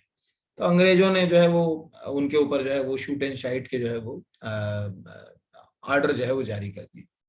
और ये शूट एंड शाइट के जब ऑर्डर जारी किए तो कुछ जो है वो हम जैसे कहा जाए कि कोरकू लीडर्स और कुछ गोंड लीडर इनके साथ जो है वो वहां पर आ गए, जिसमें एक कोमा गोंड का नाम याद रखना है, एक मकड़ू गोंड का नाम याद रखना है और एक रामू गोंड का याद रखना है, और जगह का जो है वो नाम याद रखना है जम्बाड़ा। जम्बाड़ा में ये सब घटनाएं घटी। तो जम्बाड़ा में जो है वो शूट एंड शाइट के ऑर्डर जारी किए और वहां पर जो है वो जब ये मारे गए तो फिर ये मतलब इतिहास का हिस्सा बन गए। आज रामू गोंड को भी हम पढ़ते हैं, मकड़ू गोंड को भी हम पढ़ते हैं, कोमा गोंड को भी हम पढ़ते हैं और गंजन सिंह कोरकू को भी जो है वो हम पढ़ते हैं। ये एक जो है वो आपको याद रखना। इसमें जो शूट एंड शाइट हुआ था इसमें गंजन सिंह कोरकू नहीं मारे गए थे। क्यों नहीं मारे गए थे वो भी समझ लीजिए। ये क्रांति का नेतृत्व कर रहे थे तो बैतूल के पास बंजारी ढाल जो है, बंजारी ढाल नाम की जगह थी यहाँ पर, वहां से इनको अरेस्ट कर लिया, ठीक है। और ठीक है, यहाँ पर जब बंजारी ढाल से अरेस्ट करके उनको लेकर जा रहे थे तो फिर जो है वो ये सब लीडर जो है वो खड़े हो गए। फिर जो है वो ये गोलीकांड जो है वो हुआ था और उसमें जो है वो ये है मकड़ू, रामू और कोमा गोंड, इनको स्पेस कर देना, गोंड शब्द को अलग कर लेना ना यहाँ पर। तो ये इस तरह से एक जो है वो घटना मानी जाती है। और इसमें एक और चीज बता दूं कि 1930 और 31 में 3 बड़ी घटनाएं मध्य प्रदेश में घटी, ठीक है। 30 में 2 घटनाएं घटी, अभी आपको बता ही दिया। सिवनी जिले में हुआ टूरिया जंगल सत्याग्रह, वो आपको याद रखना है, वो दुर्गा शंकर मेहता के लीडरशिप में हुआ था। उस टूरिया जंगल सत्याग्रह में भी जो घटना स्थल था वहां पर जो है वो 4 लोग मारे गए थे और वो भी जनजातीय समुदाय से थे, जिसमें एक था बिरजू गोंड, वो याद रखिएगा। अच्छा, इसको यहां मैं लिख देता हूं कि 1930 और 31 के दौरान 3 घटनाएं घटी हमारे मध्य प्रदेश में बड़ी। एक टूरिया, लीड करने वाले टूरिया के कौन थे? वो थे दुर्गा शंकर मेहता, है ना, मेहता। दुर्गा शंकर लिख दिया, आप मेहता लगा देना। इसमें जो गोलीकांड हुआ था उसमें जो मारे गए थे, एक तो बिरजू गोंड, ठीक है, आप गोंड लगा लेना ना, बिरजू गोंड। एक थी गुड्डो दाई, एक थी रेना बाई और एक थी बेमा बाई, ठीक है। ये याद रखना, गुड्डो दाई, रेना बाई, बेमा बाई, बिरजू गोंड, ये गोलीकांड के कारण शहीद हुए थे। चारों ट्राइबल, ठीक है, कम्युनिटी को बिलोंग करते थे, ये आप याद रखिए। दूसरा 1930 की दूसरी घटना गंजन सिंह कोरको वाली, वो मैंने आपको बता दी यहाँ पर। और तीसरी घटना जो थी वो थी 1931 की, वो आ चुकी है यहाँ पर, और वो घटना हुई थी चरण चरण पादुका पादुका। जय। लेकिन चरण पादुका जो नरसंहार था ये मकर संक्रांति के दिन हुआ था। मकर संक्रांति तो मालूम है ना किस तारीख को पड़ती है? 14 14 जनवरी। 14 जनवरी। वो उर्मिल नाम की नदी के किनारे हुआ था छतरपुर में। आ भी गया, उसका आंसर भी एमपीपीएससी वालों ने गलत लगाया था, ऑब्जेक्शन में सही किया उसका आंसर। उसमें जो है वो अगर कहा जाए उसमें भी कुछ जो है वो लीडर शहीद हुए थे 31 में। उनमें चूंकि जो है वो जनजातीय लीडर नहीं थे यहाँ पर। एक जरूर कहते हैं कि हल्के कुर्मी और रामलाल कुर्मी जो है वो उनके साथी जो है वो जनजातीय उससे थे। बाकी पर याद रखना है। अगले के ऊपर आ जाते हैं। यहाँ तक क्लियर है? आगे कहानी समझ में बढ़ जाऊं? Yes sir. अब अगली जो पर्सनालिटी है हमारी वो है पेमा फातिया। तो ये तो मैंने अभी आपको थोड़े दिन पहले ही जब ट्राइब्स पढ़ाया तो उसको उसमें पढ़ाया था, तो वहीं से उठा लीजिए। केवल हमारे लिए काम का है कि उन्होंने किन चित्रों को जो है वो पहचान दिलाई। चित्रों का पिथोरा, कि भाई जो पिथोरा चित्र है उनको उन्होंने पहचान दिलाई। और अभी उनका जो है वो निधन हुआ है, तो ये करंट अफेयर से कनेक्ट हो गया। उन्हें तुलसी सम्मान से सम्मानित किया गया 2014-15 में, ये कनेक्ट हुआ। कल ही बताया था कि अभी तुलसी सम्मान घोषित हो गए इस बार के, मालूम होगा ना? मतलब तुलसी सम्मान मतलब अपन 21 का पढ़ रहे थे। Yes sir. तो ये अप्रैल 2020 में इनका निधन हो गया। आपको केवल ये आएगा पिथोरा चित्र। सबको मालूम है पिथोरा एक्चुअली भीलों के चित्र हैं, और इसको स्पिरिचुअलिटी और धर्म से दोनों से जोड़ा जा सकता है उनके, क्योंकि इसमें जो खासकर जो चित्र बनते हैं वो घोड़े के चित्र बनते हैं, और घर आंगन में दीवारों पर ये चित्र जो है वो बनाए जाते हैं ज्यादातर। ऐसा हर चित्र घोड़े का नहीं होगा, नहीं तो कहोगे ये चित्र में तो कहीं घोड़ा दिख ही नहीं रहा। पर पिथोरा चित्र जो है वो इसलिए जाने जाते हैं। तो पेमा फातिया आपको याद रखना है। अगला क्वेश्चन जो है वो ट्राइबल लीडर में जो है वो भूरी बाई, ये आएगा नहीं, ठीक है, क्योंकि ऑलरेडी ये क्वेश्चन क्या हो चुका है, पूछा जा चुका है, ठीक है। पर क्या होता है कि एग्जाम वालों का कोई भरोसा नहीं है, वो इसको दूसरे तरीके से जो है वो पूछ लेते हैं। तो दूसरा तरीका क्या है वो समझ ले। अब भूरी भाई जो है वो सीधी सी बात है कि उनका मतलब जनजातीय समुदाय भील समुदाय से वो है, और झाबुआ जिले से हैं वो। झाबुआ ऐसे ही जनजातीय बहुल जिला है। तो इस पूरी कहानी में हमको ये तो समझ पड़ गया कि भूरी बाई को जो है वो पद्मश्री मिला। ये तो प्रश्न आ गया कि भैया उन्हें 2021 में पद्मश्री से सम्मानित किया गया। 1986-87 में शिखर सम्मान से सम्मानित किया, मध्य प्रदेश सरकार देती है। 1998 में, ठीक है, अहिल्या सम्मान से सम्मानित किया गया। इसके अलावा मध्य प्रदेश गौरव सम्मान, रानी दुर्गावती सम्मान से भी उन्हें सम्मानित किया गया। ये सम्मान तो अपन लिख लें, बट यहाँ एक नई चीज आ सकती है आपको। एक्चुअल क्या है कि जब भूरी बाई यहाँ आई उस समय भोपाल में भारत भवन का निर्माण हो रहा था ना। भारत भवन आपको मालूम है 13 फरवरी 1982 को भारत भवन का उद्घाटन हुआ। ये याद रखिएगा, बहुत ही इंपॉर्टेंट है ना, क्योंकि कला का एक अद्भुत केंद्र है भारत भवन। और उसकी गैलरीज पढ़ लीजिएगा भारत भवन की वेबसाइट के ऊपर, 6 अलग अलग गैलरीज हैं, विथी बोलते हैं उनको। तो उस समय भारत भवन का डिजाइन तैयार कर रहे थे चार्ल्स कोरी, है ना, बड़े फेमस, ठीक है, वास्तुकार हैं चार्ल्स कोरी। हमारे मध्य प्रदेश में 2 बड़ी इमारतें उन्होंने बनाई हैं, दोनों भोपाल में, एक भारत भवन और दूसरा जो है वो आधुनिक जो नया वाला विधानसभा भवन है जिसको इंदिरा गांधी भवन कहते हैं वो।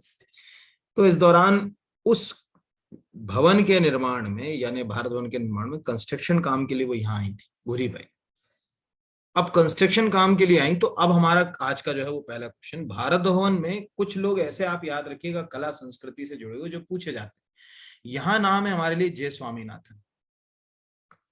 अब क्यों है याद करो, भावर भवन के ट्रस्ट से एक बड़े प्रसिद्ध व्यक्ति जुड़े थे जिनका नाम था हबीब तनवीर। अभी 3-4 साल पहले पूछा था ना हबीब तनवीर का निधन कहाँ हुआ, में आया हुआ। तो प्रश्न क्या है कि कनेक्ट करेगा ना कहीं से, क्योंकि हबीब तनवीर भारत भवन से जुड़े हुए थे यहाँ पर।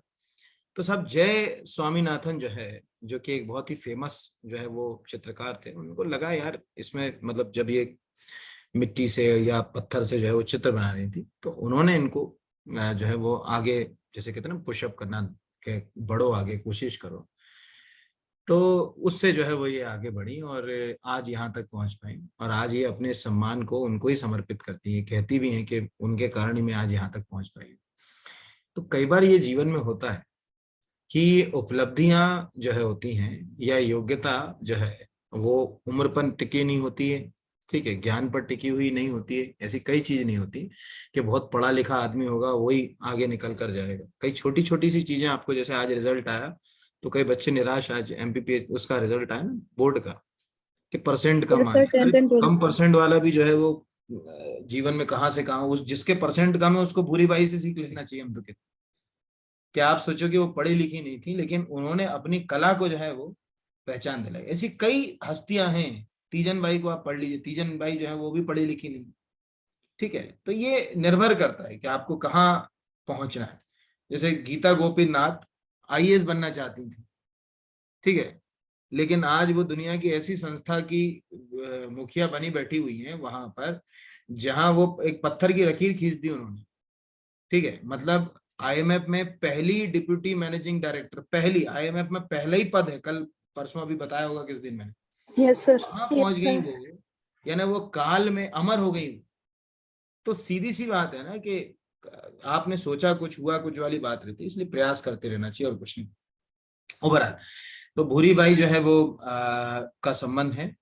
और एक तो ये याद रखना है, जो नाम बताया जे स्वामीनाथन क्या थे, तो एक प्रसिद्ध चित्रकार थे। कौन कौन से अवार्ड्स मिले, तो शिखर सम्मान 86, 87, 1998 में हिल्याबाई सम्मान, मध्य प्रदेश गौरव सम्मान, रानी दुर्गावती सम्मान। ये आप नहीं भी लिखोगे तो ये फाइल अभी भेज दूंगा, तो उसमें से नोट कर लेना। जो समझने वाली चीजें जो इसमें नहीं है वो मुझसे समझो, जो इसके अंदर जिसको कहते हैं ना देसी भाषा में टीपने वाली चीजें, वो तो आप खुद ही टीप लेते हैं। अब अगला आता है अर्जुन सिंह दुर्वे। अब ये आ सकता है क्वेश्चन पूरा, ये इसीलिए आ सकता है क्योंकि इनको जो है वो अगर कहा जाए कि अभी इस बार जो है वो पद्मश्री से, वो अगर कहा जाए कि पिछली बार का था, तो जो है वो इस बार जो है वो ये क्वेश्चन जो है वो पूछा जा सकता। तो ऐसे भी हमको मालूम है कि मध्य प्रदेश से इस बार जो है वो 1 2 नहीं, जो है वो 5 लोगों को पद्मश्री से सम्मानित किया गया। अपन उस पर अभी अपन जो है वो बात करते हैं। लेकिन यहाँ पर अपने को दिख रहा है कि मध्य प्रदेश के डिंडोरी जिले के अर्जुन सिंह दुर्वे बेगा ट्राइब से संबंधित है, पहला होगा। ठीक है, यहाँ पर यानी ये, और लोक नृत्य के लिए मशहूर है, तो निश्चित सी बात है कि बेगा जनजाति के ही लोक नृत्य के लिए जो है वो प्रसिद्ध होंगे। तो बेगा जनजाति में जो लोक नृत्य है वो हो गया परधोनी। तो यहाँ 2 क्वेश्चन तैयार हो गए कि परधोनी नृत्य का संबंध किस जनजाति से, ये पहला जो है वो हो गया आपका। तो अपने लिए कंफर्म हो गया कि साहब ये बेगा ट्राइब से, ये एक हो गया।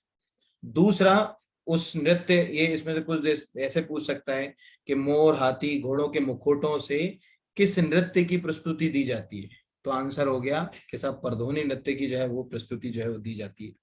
किसने पहचान दिलाई इसको यहाँ, तो अर्जुन सिंह दुर्वे ने पहचान दिलाई। कब उन्हें पद्मश्री से सम्मानित किया गया, तो 2022 में उन्हें पद्मश्री से सम्मानित किया गया। ये इस तरह से जो है वो क्वेश्चन जो है वो पूछा जा सकता है, इतना याद रखना। और इस कहानी में आपको, चूंकि अभी ट्राइब्स का पढ़ा रहा हूं, लेकिन फिर भी आप, चूंकि अब यहाँ बात निकल गई, तो आप याद रखिएगा इस बार 5 लोगों को जो है वो पद्मश्री मिला है, जिसमें से एक नाम आप जरूर याद रखिएगा, वो है NP मिश्रा। वो तो आप रटे ही लेना NP मिश्रा का, बाकी कुछ रटना मत रटना, लेकिन NP मिश्रा पहले करके जाना।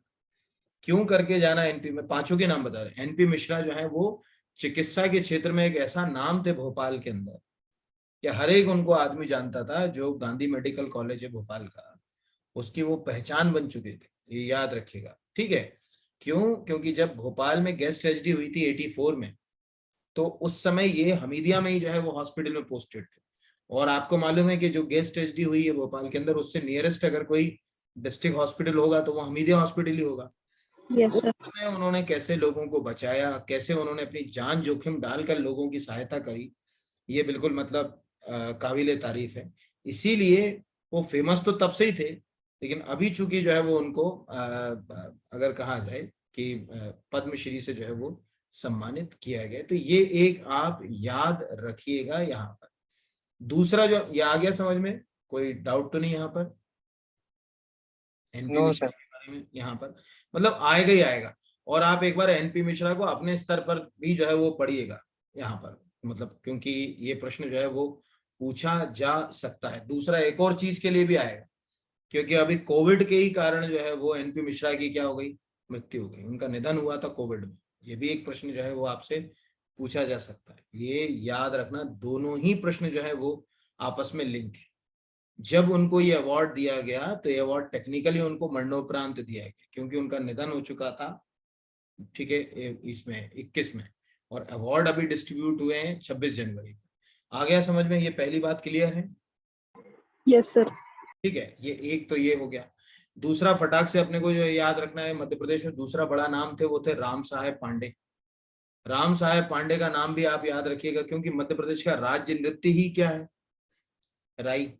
राई। राई को पहचान अगर किसी ने रही, देखो जाति के हिसाब से, जनजाति के हिसाब से देखें तो बेड़िया, लेकिन टेक्निकली अगर हम किसी व्यक्ति विशेष के हिसाब से देखें तो राम साहेब पांडे का नाम अपने को याद रखना है तो वो भी एक आ सकता है। तीसरा नाम इसी में नीचे आएगा जस्ट, ठीक है, इसीलिए मैंने वो तीसरा नाम यही ले लिया क्योंकि वो भी आ सकता है, दुर्गा बाई व्योम।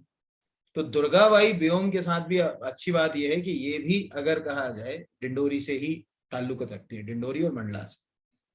तो दुर्गा बाई व्योम जो है यहाँ पर मूल रूप से इनका निवास जो है वो है मंडला जिले में, ये याद रखिएगा ना, यानी ये जो जगह है बुरबासपुर, ये मंडला में आती थी यहाँ। तो वहां अगर आ जाए एग्जाम में तो आप जो है वो मंडला टिक लगाइएगा, डिंडोरी मत लगाइए। वो भी गौंड चित्रकला के लिए जो है वो जानी जाती है, और गौंड चित्रकला में भी यहाँ पर आपको दिख रहा है, ठीक है, ढागना कला के लिए। तो ये आपको आ सकता है कि ढांगना कला के लिए किसे हाल ही में पद्मश्री से सम्मानित किया गया, तो दुर्गा बाई व्योम को किया गया, ठीक है, ये आपको याद रखना है। ठीक है, ढींग, एक्चुअली ढागना जो है वो ढींगने की कला होती है। ढींगना समझते हो? No sir. कला, चलो कोई बात नहीं। ढींगना कला बड़ा सरल है, जो घरों में शादियां होती हैं उस पर कुछ चित्र बनाए जाते थे ना, पहले गांव के देखे मकान, उनमें घर में जैसे शादी होती थी तो घर के आंगन में दीवालों के ऊपर कुछ चित्र बनाए दिए जाते थे, नहीं देखे? दूल्हा दुल्हन के। हाँ, दूल्हा दुल्हन के, और भी कई जो है वो रेखा चित्र बनाए जाते हैं, दूल्हा दुल्हन के भी सही, दूल्हा दुल्हन के चित्र, रेखा चित्र जो बनाए जाते थे, उन चित्रों को टेक्निकली ढींगना कहा जाता है या ढांगना कहा जाता है। तो ऐसे चित्र बनाने में वो माहिर रही, और उसी के लिए जो है वो उनको अभी जो है वो पद्मश्री से 2022 में सम्मानित किया गया। इसके अलावा दुर्गावती राष्ट्रीय पुरस्कार 2009, विक्रम बिल्ला, ठीक है, कलाकरण पुरस्कार 2013 से भी सम्मानित किया गया, ये नहीं आएंगे, ठीक है, केवल यही वाला प्रश्न आएगा, मंडला आएगा, ढांगना कला से संबंधित आएगा, और ट्राइब जो है वो पूछा जाएगा यहाँ पर। ठीक है, क्लियर है? कोई डाउट तो नहीं है? No sir. ठीक है। और ऐसे चित्र जो है वो मध्य प्रदेश में आज भी कभी गाँव जाओगे तो कच्ची दीवारों पे तो आज भी मिल जाएंगे। हाँ, अब जहाँ सीमेंट प्लास्टर आ गया तो वहां की तो कहानी जो है वो अपन कुछ बात कर ही नहीं सकते, ये आपको याद रखो। ठीक है, ये 3 हो गए। अच्छा, वो दो नाम भी बता दूं क्या, जो पद्मश्री में, उनकी कहानी भी सुना दूं इसी में 2 minute? Yes sir. Yes sir. अगले जो नाम है वो भी आप सुन ही लो, क्योंकि क्या है कि भले ट्राइब पढ़ रहे लेकिन अपना एक क्वेश्चन यहाँ पर तैयार हो गया कल के लिए भी। अगला जो नाम है वो है अवध किशोर, ठीक है, जाड़िया, ये भी आएगा इस बार क्वेश्चन। अवध किशोर जाड़िया जो है वो इसीलिए फेमस है क्योंकि जो बुंदेलखंड बेल्ट, देखो लोकल साहित्य हमारा बहुत ज्यादा समृद्ध नहीं है मध्य प्रदेश का, इसमें कोई डर, ठीक है, क्योंकि एक तो लोकल शब्द क्या होते हैं पूरे देश में हर जगह नहीं पढ़े जा सकते, उनका अर्थ हर जगह जो है वो मानक शब्दावली जो है वो बहुत काम आती है। तो लोकल जो साहित्य है, स्पेशली जैसे बुंदेलखंड का साहित्य, वहां का काव्य है, उसको अगर किसी ने पहचान दिलाई, ठीक है, इस पूरे क्षेत्र में, यानी श्योपुर, भिंड, मुरैना, ग्वालियर, टीकमगढ़, इस पूरे बेल्ट में अगर कहा जाए पहचान दिलाई, तो वो दिलाई है किसने? इन्होंने। तो अवध किशोर जाड़िया अगर आपको से कोई पूछे तो आप ये कह देना कि साहब वो बुंदेलखंड के एक बहुत ही प्रसिद्ध साहित्यकार थे। बुंदेली साहित्य और बुंदेली काव्य के ऊपर उन्होंने बहुत सारी जो है वो रचनाएं जो है लिखी, और उससे जो है वो पहचान में आ गए। उनका जो है वो यहाँ पर ये इतना, बस इतना ही लिखना, इससे ज्यादा लिखने की जरूरत नहीं है, इतने में से जो है वो कोई ना कोई जो है वो क्वेश्चन आपको बन जाएगा जो भी आएगा यहाँ। तो बेसिक ये मतलब इस तरह के जो है वो प्रश्न आपसे जो है वो पूछे जा सकते हैं। तो एक हो गया एनपी मिश्रा, दूसरा जो है वो हमारा हो गया राम साहेब पांडे, तीसरा हो गई दुर्गा बाई व्योम का नाम हो गया, चौथे हो गए आपके अवध किशोर जाड़िया, और 5वें हो गए अर्जुन सिंह धुर्वे। इस बार हमारे 5। इसमें हमको एक अच्छी चीज क्या मिली कि हमको पता चला कि इस बार उन्होंने देखो क्या होता है ना, ये सब स्ट्रेटजियां होती हैं पूरी। इस बार जो है वो जनजातीय समुदाय से भी जुड़े हुए लोगों को जो है वो मुख्य धारा से जोड़ने का प्रयास किया गया और उसमें 2 लोगों को जो है वो यहाँ पर ये पुरस्कार मिला। अगले पर आ जाते हैं। अगला है राजा नरेश चंद्र सिंह। अब राजा नरेश चंद्र सिंह के बारे में मैं आपको ज्यादा तो नहीं बताऊंगा, क्योंकि आप में से ज्यादातर ने वो मेरे मध्य प्रदेश वाला जो वीडियो है उसमें मुख्यमंत्री वाली सीरीज का पार्ट 1 देखा होगा। उसमें ये कहानी मैंने सुनाई कि राजा नरेश चंद्र सिंह कैसे जो है वो सत्ता में आए और कैसे केवल जो है वो 13 दिन तक जो है वो मध्य प्रदेश के मुख्यमंत्री रहे। तो अभी हमारे लिए केवल जो है वो इतना जो है वो काम का है कि सारंगढ़ की गौड़ रियासत के राजा थे। अब सारंगढ़ की जो गौड़ रियासत है, अब सारंगढ़ हमारे पास नहीं है, याद रखना। अब ये कहाँ चला गया?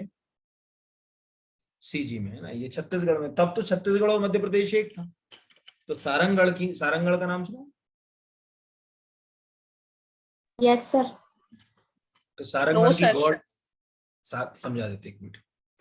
सारंगढ़ की जो है वो गौड़ रियासत के जो है ये राजा थे और मध्य प्रदेश की राजनीति में अच्छा बड़ा नाम तो नहीं कह सकते, क्योंकि इतना लंबा उनका कार्यकाल कोई जो है वो नहीं रहा। लेकिन फिर भी ये है कि भाई वो मध्य प्रदेश के मुख्यमंत्री बड़े, तो उससे जो है वो ये प्रश्न जो है वो आ सकता है कि सबसे कम मुख्यमंत्री का कार्यकाल किसे का रहता है, तो वो राजा नरेश चंद्र सिंह का लेता। हालांकि आश्चर्य की बात है कि ये बिल्कुल सही है कि सबसे कम कार्यकाल किसका है, पर इसमें एक और अनोखी चीज आपको बताता हूँ। क्या हुआ कि 1985 में जब 7वीं विधानसभा का कार्यकाल खत्म हुआ और 8वीं विधानसभा शुरू हुई साहब, तो 8वीं विधानसभा में 12 मार्च के दिन, ध्यान रखना बड़ा अनोखा काम है ये, 12 मार्च 1985 को जो अर्जुन सिंह है उनको मध्य प्रदेश का चीफ मिनिस्टर और 13 मार्च को उनको मध्य प्रदेश के चीफ मिनिस्टर पद से हटा दिया। फिर उनसे कहा कि ठीक है भैया, आप तुमको हटा रहे हैं, तुमको गवर्नर बनाएंगे वहां पंजाब में। फिर उनको बाद में गवर्नर बना के जो है वो पंजाब भेज दिया। मतलब अगर चूंकि अर्जुन सिंह का कार्यकाल तो क्या है 1980 से 85 के बीच रहा, तो ऐसे ओवरऑल देखा जाए तो वो एक दिन का कोई मायने नहीं रखता, वहां तो आपको राजा नरेश चंद्र सिंह ही लिखना है। लेकिन अगर एक दूसरे नजरिए से आप पढ़ने की कोशिश करो तो ऐसा भी मौका आया इस देश मतलब हमारे राज्य की राजनीति में कि एक व्यक्ति केवल एक ही दिन, मतलब 2 दिन मान लो आप, क्योंकि 12 और 13 तारीख को रहे आप 2 दिन, तो 2 ही दिन जो है वो आप जो है वो चीफ मिनिस्टर के पद के ऊपर रहे। ठीक है, ओवरऑल अब इसमें तो कुछ कर ही नहीं जा सकता। यहाँ पर ये क्लियर है? आ गया समझ में? बढ़ूं आगे? ठीक है, वो लिख लेना। अभी एमपी का अपन सीएम का पार्ट 2 बनाएंगे ना, उसमें वो कहानी सुनाएंगे अर्जुन सिंह कैसे जो है वो उनके हाथ से गई सत्ता और ये सब चीजें जो है वो बताएंगे आपको ओवरऑल। अगला जो है नाम आता है वो आता है जमुना देवी। जमुना देवी के बारे में आपको केवल 2 ही चीजें पता होना चाहिए। पहला सबसे इंपॉर्टेंट वो चीज है कि वो मध्य प्रदेश में विधानसभा की नेता प्रतिपक्ष चुनी जाने वाली पहली महिला थी। आज ही नेता प्रतिपक्ष बदले, कमलनाथ ने नेता प्रतिपक्ष के पद से सर गोविंद सिंह, है ना। तो नेता प्रतिपक्ष क्या होता है? एक बड़ी इंपॉर्टेंट पोस्ट होती है राज्य के अंदर, क्योंकि विपक्ष की ओर से वो एक बड़ा इंपॉर्टेंट रोल जो है वो प्ले करता है। तो वो नेता प्रतिपक्ष चुनी जाने वाली जो है वो पहली जो है वो महिला थी। ये एक अपने को याद रखना चाहिए। ये मतलब कभी कोई आ जाए क्वेश्चन के नेता प्रतिपक्ष में, उसके पहले और उसके बाद कोई भी व्यक्ति जो है वो नेता प्रतिपक्ष के पद पर नहीं रहा। वो 2003 से 2010 तक इस पद पर रही, ये ध्यान रखना पहली चीज तो। और 2010 के बाद भी रह सकती थी, क्योंकि वो जो 13वीं विधानसभा थी उसमें नेता प्रतिपक्ष थी। इस समय जो बात हम कर रहे हैं ध्यान समझिएगा, वो 12वीं विधानसभा में नेता प्रतिपक्ष रही और 12वीं के बाद जो है वो 13वीं विधानसभा में रही। 13वीं विधानसभा का जो कार्यकाल था, मतलब जो अगर टेक्निकली कहा जाए तो 2013 तक था, लेकिन 2010 में ही उनका निधन हो गया। यानी अब एक और चीज जो हमारे लिए यहाँ काम की हो गई कि उनकी जो है वो पद पर जो है रहते हुए ही क्या हो गई, मृत्यु जो है वो हो गई। ये एक आपने को याद है। दूसरा यहाँ पर कि वे मध्य प्रदेश की पहली महिला उप मुख्यमंत्री थी। एक्चुअल क्या हुआ कि देखो, डिप्टी प्राइम मिनिस्टर जैसे कोई पद नहीं होता, वैसे ही डिप्टी चीफ मिनिस्टर कोई पोस्ट नहीं होता, लेकिन फिर भी मध्य प्रदेश में बहुत सारे डिप्टी चीफ मिनिस्टर हुए। कौन बताएगा मुझे कि मध्य प्रदेश के पहले डिप्टी चीफ मिनिस्टर कौन थे? पहले उप सुभाष यादव। अरे कम से कम मेरे नाम से याद कर लिया करो, वीरेंद्र कुमार सकलेचा। 1967 में वीरेंद्र कुमार सकलेचा को कहानी, कम से कम यार, कम से कम मेरा एक क्लास अटेंड करते हो तो एक आध वीडियो ही देख लिया करो, उसमें थोड़ा समझ पड़ जाएगा तुमको कि सीएम वाला लिस्ट, मतलब अपने टीचर को तो घर की मुर्गी दाल बराबर समझते हो तुम लोग। तो वीरेंद्र कुमार, चलो लिख लो यहाँ पर एमपी, ऐसे हेडिंग डाल के लिख लो एमपी डिप्टी सीएम, यहीं पे लिख लो। एमपी के इतिहास में 4 ही डिप्टी सीएम थे। पहले डिप्टी सीएम जो थे उनका नाम था वीरेंद्र कुमार सकलेचा, यहाँ लिख दे रहा हूँ ना, वीरेंद्र कुमार सकलेचा, पूरा पूरा लिख लेना याद।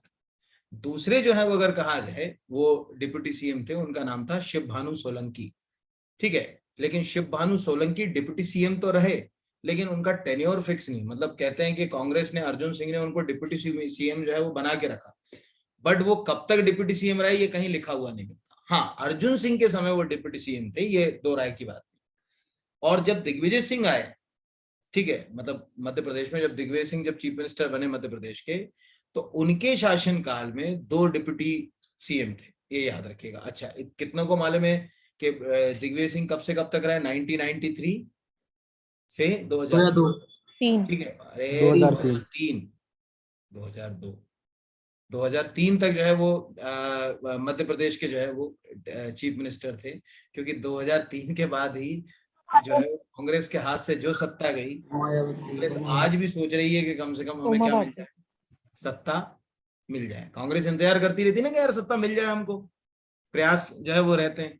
क्योंकि 2003 में फिर जो है वो कौन आ गई थी, याद करो अभी, बॉटल फेंक के शराब की दुकान पे, उमा भारती।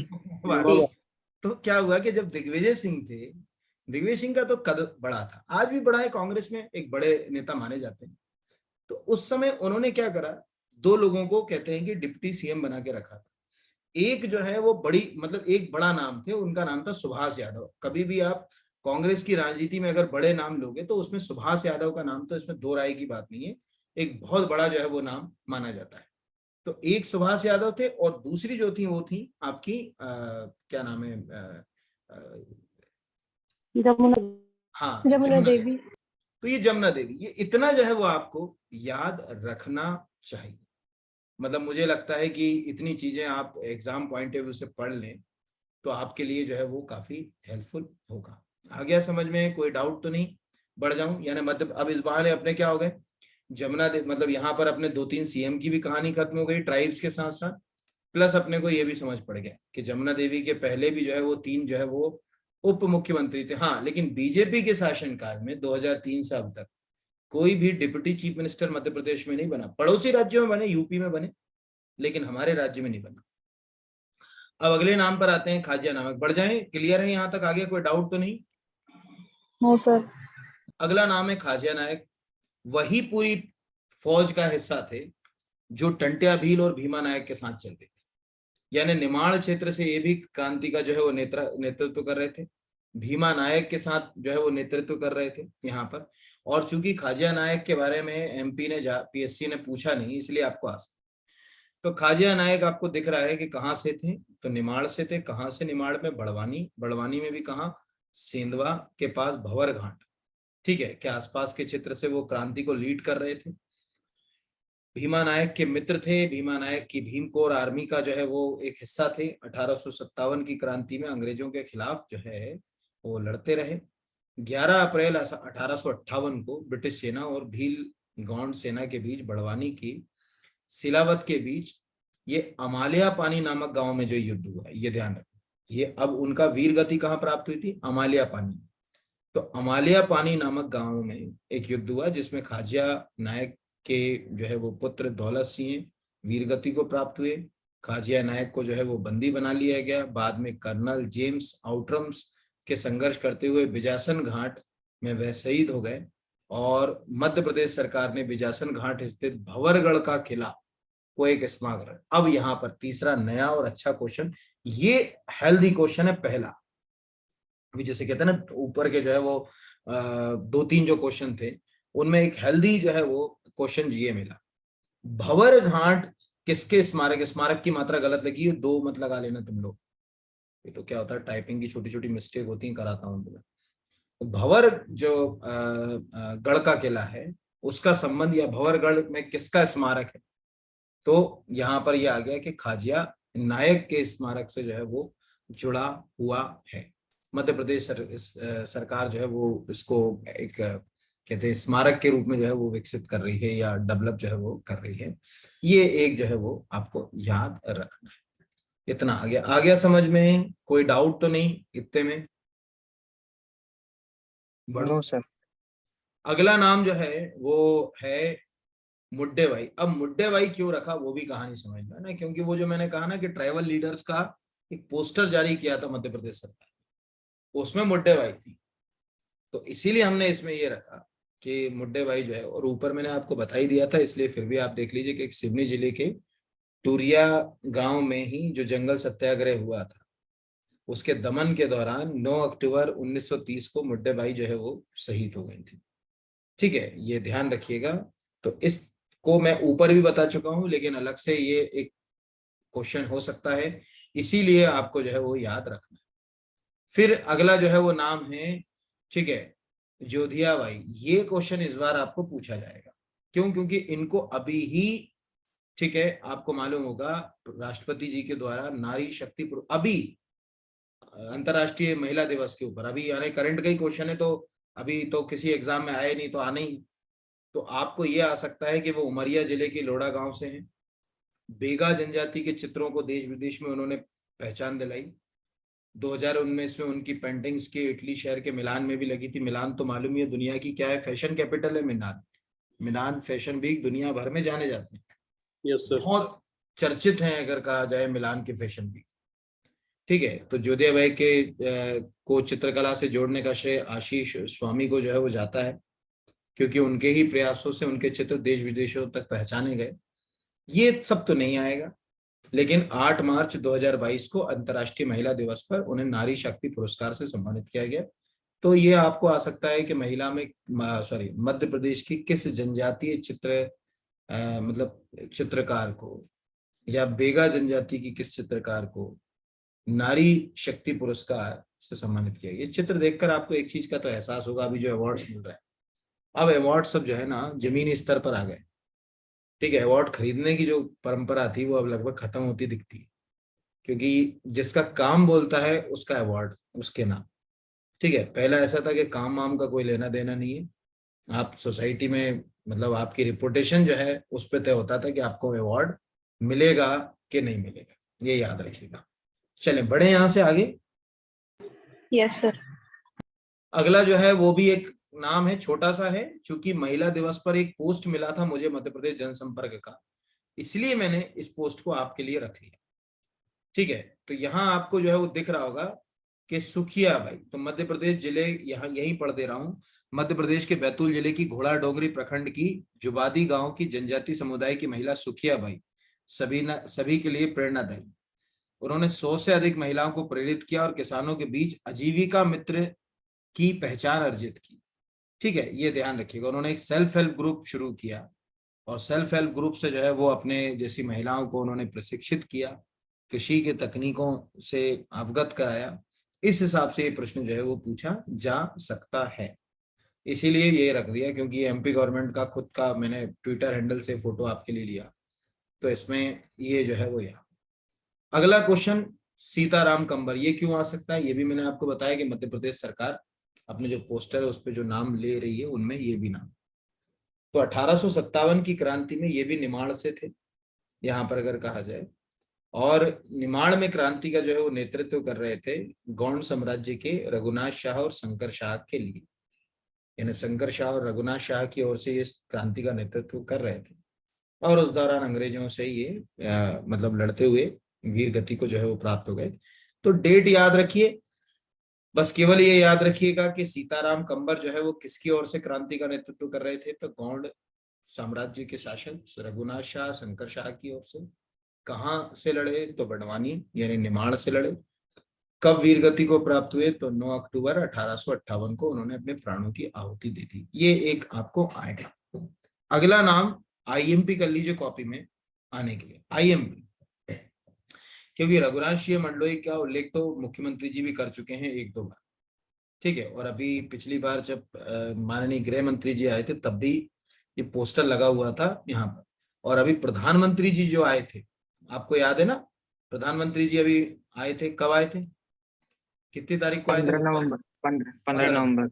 तो ध्यान से देखो, ये पोस्टर में जूम करके दिखा, इसलिए ये पोस्टर को मैंने उसी का क्रॉप करके लगाया। क्या लिखा हुआ? 15 नवंबर दिख रहा है कुछ नीचे? क्या लिखा हुआ में आ रहा है पढ़ने में? जम्बूरी मैदान। जम्बूरी मैदान आ गया, मतलब क्लिक हो गया कि क्यों लिया हमने ये पर्सनालिटी। तो वो कार्यक्रम सबको मालूम है कि कहाँ हुआ था, जम्बूरी मैदान पर हुआ था।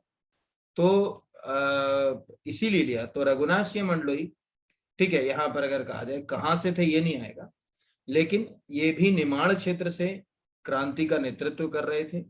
और इस क्रांति का नेतृत्व करते हुए ये भी जो है वो इन्होंने भी अपना जो है वो अगर कहा जाए बलिदान दिया। हालांकि कब दिया ये कहीं उल्लेखित नहीं मिला मुझे, ठीक है। ये भी मैंने इंटरनेट से ढूंढा कंटेंट, ये मुझे नहीं मालूम था, इनके बारे में ज्यादा ज्ञान नहीं है मुझे। तो मुझे लगा कि यार चूंकि ये पोस्टर छपा हुआ है, आया हुआ है, तो ये प्रश्न बन सकता है, तो इसीलिए उसको लिंक करा। तो इनका संबंध भी जो है वो अगर कहा जाए यहाँ तक, तो इनके प्रभाव के कारण निमाड़ क्षेत्र में विद्रोह की ज्वाला धधक उठी। कंपनी की सेना ने इन्हें अक्टूबर 1858 में बीजागढ़ के किले में घेर लिया, ठीक है, जो है वो बंदी बना लिया। और उसके पश्चात के इनके जीवन के बारे की घटनाओं का कोई उल्लेख हमको नहीं मिलता है। ये एक आपको याद रखना। बढ़े आगे, मतलब क्लियर है, कोई डाउट तो नहीं यहाँ तक? No sir. अगला है लाडोबाई।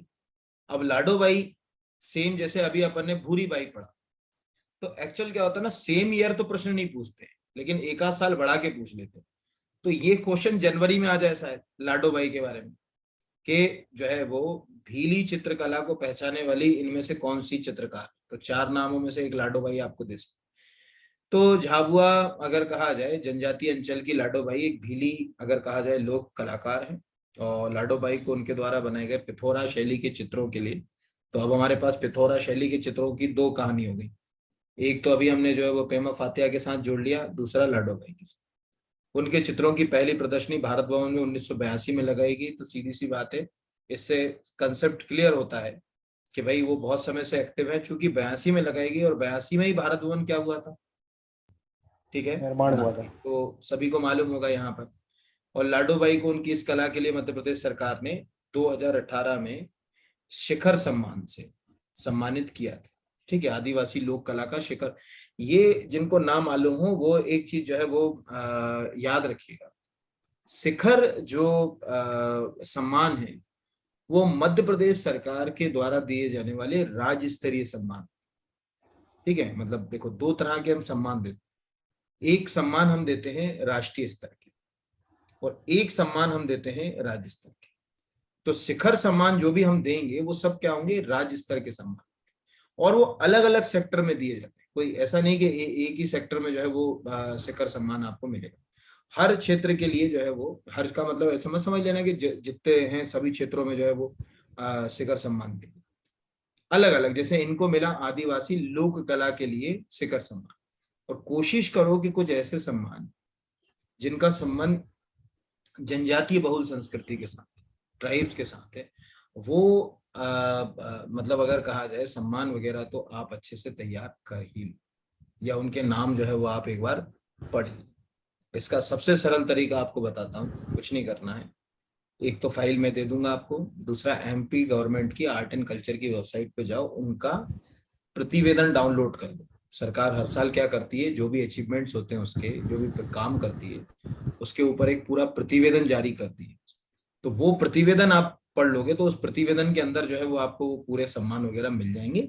इसकी बस याद दिलाना, अभी मैं फाइल आपको क्लास का शेयर कर दूंगा सम्मान वाली। तो ये एक अपने को याद रखना यहाँ तक, ठीक है। अभी मैं दिखा भी दूंगा होगा तो। अगले पर आते हैं, यहाँ तो लाडोबाई, लाडोबाई के बाद आते हैं तीजन बाई। तीजन बाई चूंकि मध्य प्रदेश से तो नहीं है, लेकिन हमको मध्य प्रदेश से जोड़ना पड़ेगा, क्योंकि जैसे अभी 2-4 साल पहले मैंने क्या बोला, हबीब तनवीर, ठीक है, का सीधा संबंध तो यहाँ से नहीं है, लेकिन चूंकि उनका निधन हुआ, भारत भवन से जुड़े रहे, तो भाई अविभाजित मध्य प्रदेश में तो बड़ा एक नाम था ना। और उनको जो है वो आप सब बहुत अच्छे से जानते हैं कि 2nd highest civilian award Madhya Pradesh Bharat सरकार का जो है वो मिल चुका है। इसीलिए तो तीजन बाई ने पहचान दिलाई किसको, पंडवानी को, ठीक है। महाभारत में पांडवों की कथाओं की गायन शैली है पंडवानी, ये आप याद रखिएगा, है ना। और देश विदेश में उनको जो है वो उन्होंने इसको जो है वो पहचान दिलाई है। ये क्वेश्चन दो नजरिए से, एक तो ट्राइब से भी जुड़ रहा है और दूसरा करंट अफेयर से भी। क्यों जुड़ रहा है? एक तो ये है कि 2019 में पद्म विभूषण मिला, 2018 में जापान के फुकुओका पुरस्कार से उनको सम्मानित किया गया।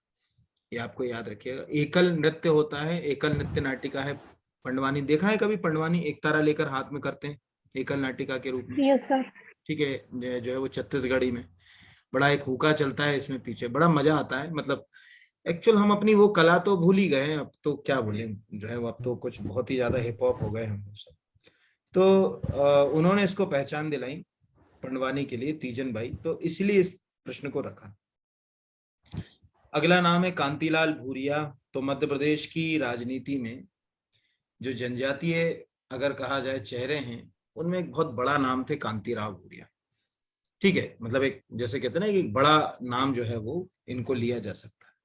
और झाबुआ अलीराजपुर के आसपास का जो क्षेत्र है, वहां की राजनीति में जो है वो कांतिलाल भूरिया का जो है वो नाम बहुत इम्पोर्टेंट।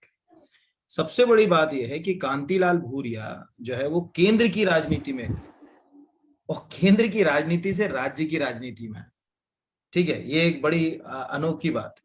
मतलब देखो, वो 98, 99, 2004 में झाबुआ लोकसभा संसदीय सीट से सांसद चुने गए। 2009 में वो रतलाम लोकसभा से सांसद चुने गए। ठीक है, लेकिन 2019 में अब कांग्रेस को लगा कि यार अभी क्या 2019 के जो उपचुनाव थे, तो कांग्रेस को लगा कि यार ऐसा चेहरा खड़ा करो जो मतलब अपनी जो है वो पहचान जो है वो मतलब पहचान क्या, मतलब अपने को जिता सके। तो उन्होंने फिर कांतिलाल जो है वो भूरिया को जो है वो यहाँ से खड़ा किया, और कांतिलाल भूरिया जो है वो यहाँ से चुने गए। तो इस प्रकार से ये एक प्रश्न जो है वो अपने को पता होना चाहिए। तो ये कांतिलाल भूरिया के बारे में इतना ही आपको याद रखना। अगला जो है ना, क्लियर है, आ गया समझ में? Yes sir. ठीक है, अगला जो है वो झलकारी बाई। तो झलकारी बाई के बारे में तो हमको दो नाम तो हैं हमारे, एक थी गिरधारी बाई और एक थी झलकारी बाई। तो गिरधारी बाई किसकी अंगरक्षिका थी? रानी दुर्गावती। लक्ष्मी। रानी दुर्गावती क्यों बोल रहे हो बेटा? रानी अवंतीबाई लोधी बोलोगे कि दुर्गावती बोलोगे? सर अवंतीबाई की। ना, तो इतना कंफ्यूजन नहीं होना चाहिए कि दो घटनाएं 1857 की क्रांति से ही जुड़ी हुई। अवंती जो है वो बाई लोधी भी, और अगर कहा जाए रानी लक्ष्मीबाई भी, तो दोनों में जोड़ना है। चलो कोई बात नहीं। तो झलकारी बाई जो कि अंगरक्षिका थी लक्ष्मीबाई की, एक्चुअल क्या था कि कहते हैं, अब देखो किसी ने देखा तो नहीं, लेकिन ये कहा जाता है कि जो झलकारी बाई थी वो देखने में बिल्कुल टू कॉपी थी किसकी? रानी लक्ष्मीबाई की। तो 1857 की क्रांति में अंग्रेजों को गुमराह करने के लिए वो लक्ष्मीबाई का गेटअप जो है वो धारण करती थी और निकल जाती थी। तो अंग्रेज जो है वो सेना क्या हो जाती थी, ठीक है, डाइवर्ट हो जाती थी। तो क्या याद होगा कि रानी लक्ष्मीबाई के खिलाफ किसको भेजा था? हुरोज को, है ना। और उसने लिखा भी कि जितने क्रांतिकारी हैं उसमें ही एक ही अगर कोई मुझे मर्द मिला तो वो यही थी। तो उनकी अंगरक्षिका भी वैसी थी। और आप सोचिए कि उनके मतलब बारे में राष्ट्रकवि मैथिली शरण गुप्त ने जो लाइनें लिखी, वो मैं समझता हूँ कि इससे अच्छा तो कोई किसी का बखान नहीं कर सकता। कि जाकर रण में ललकारी थी, वह तो झांसी की झलकारी थी, गोरों से लड़ना सिखा गई, है इतिहास में झलक रही, वह भारत की ही नारी थी, जाकर रण में ललकारी थी, वह तो झांसी की, ठीक है, झलकारी थी। मतलब इससे अच्छा क्या कहा गया? मतलब आप सोचिए 1857 की क्रांति में 4 वीरांगनाएं इस राज्य की। रानी लक्ष्मीबाई, अवंतीबाई लोधी का भी मैं कह सकता हूं कि जो उन्होंने अंग्रेजों के छक्के छुड़ा दिए, उनका भी जो है वो ऋणी है देश। तो ये जो है आपको जो है वो पता होना चाहिए। अच्छा, इसी में मैं आपको अवंतीबाई लोधी के बारे में भी बता देता हूँ।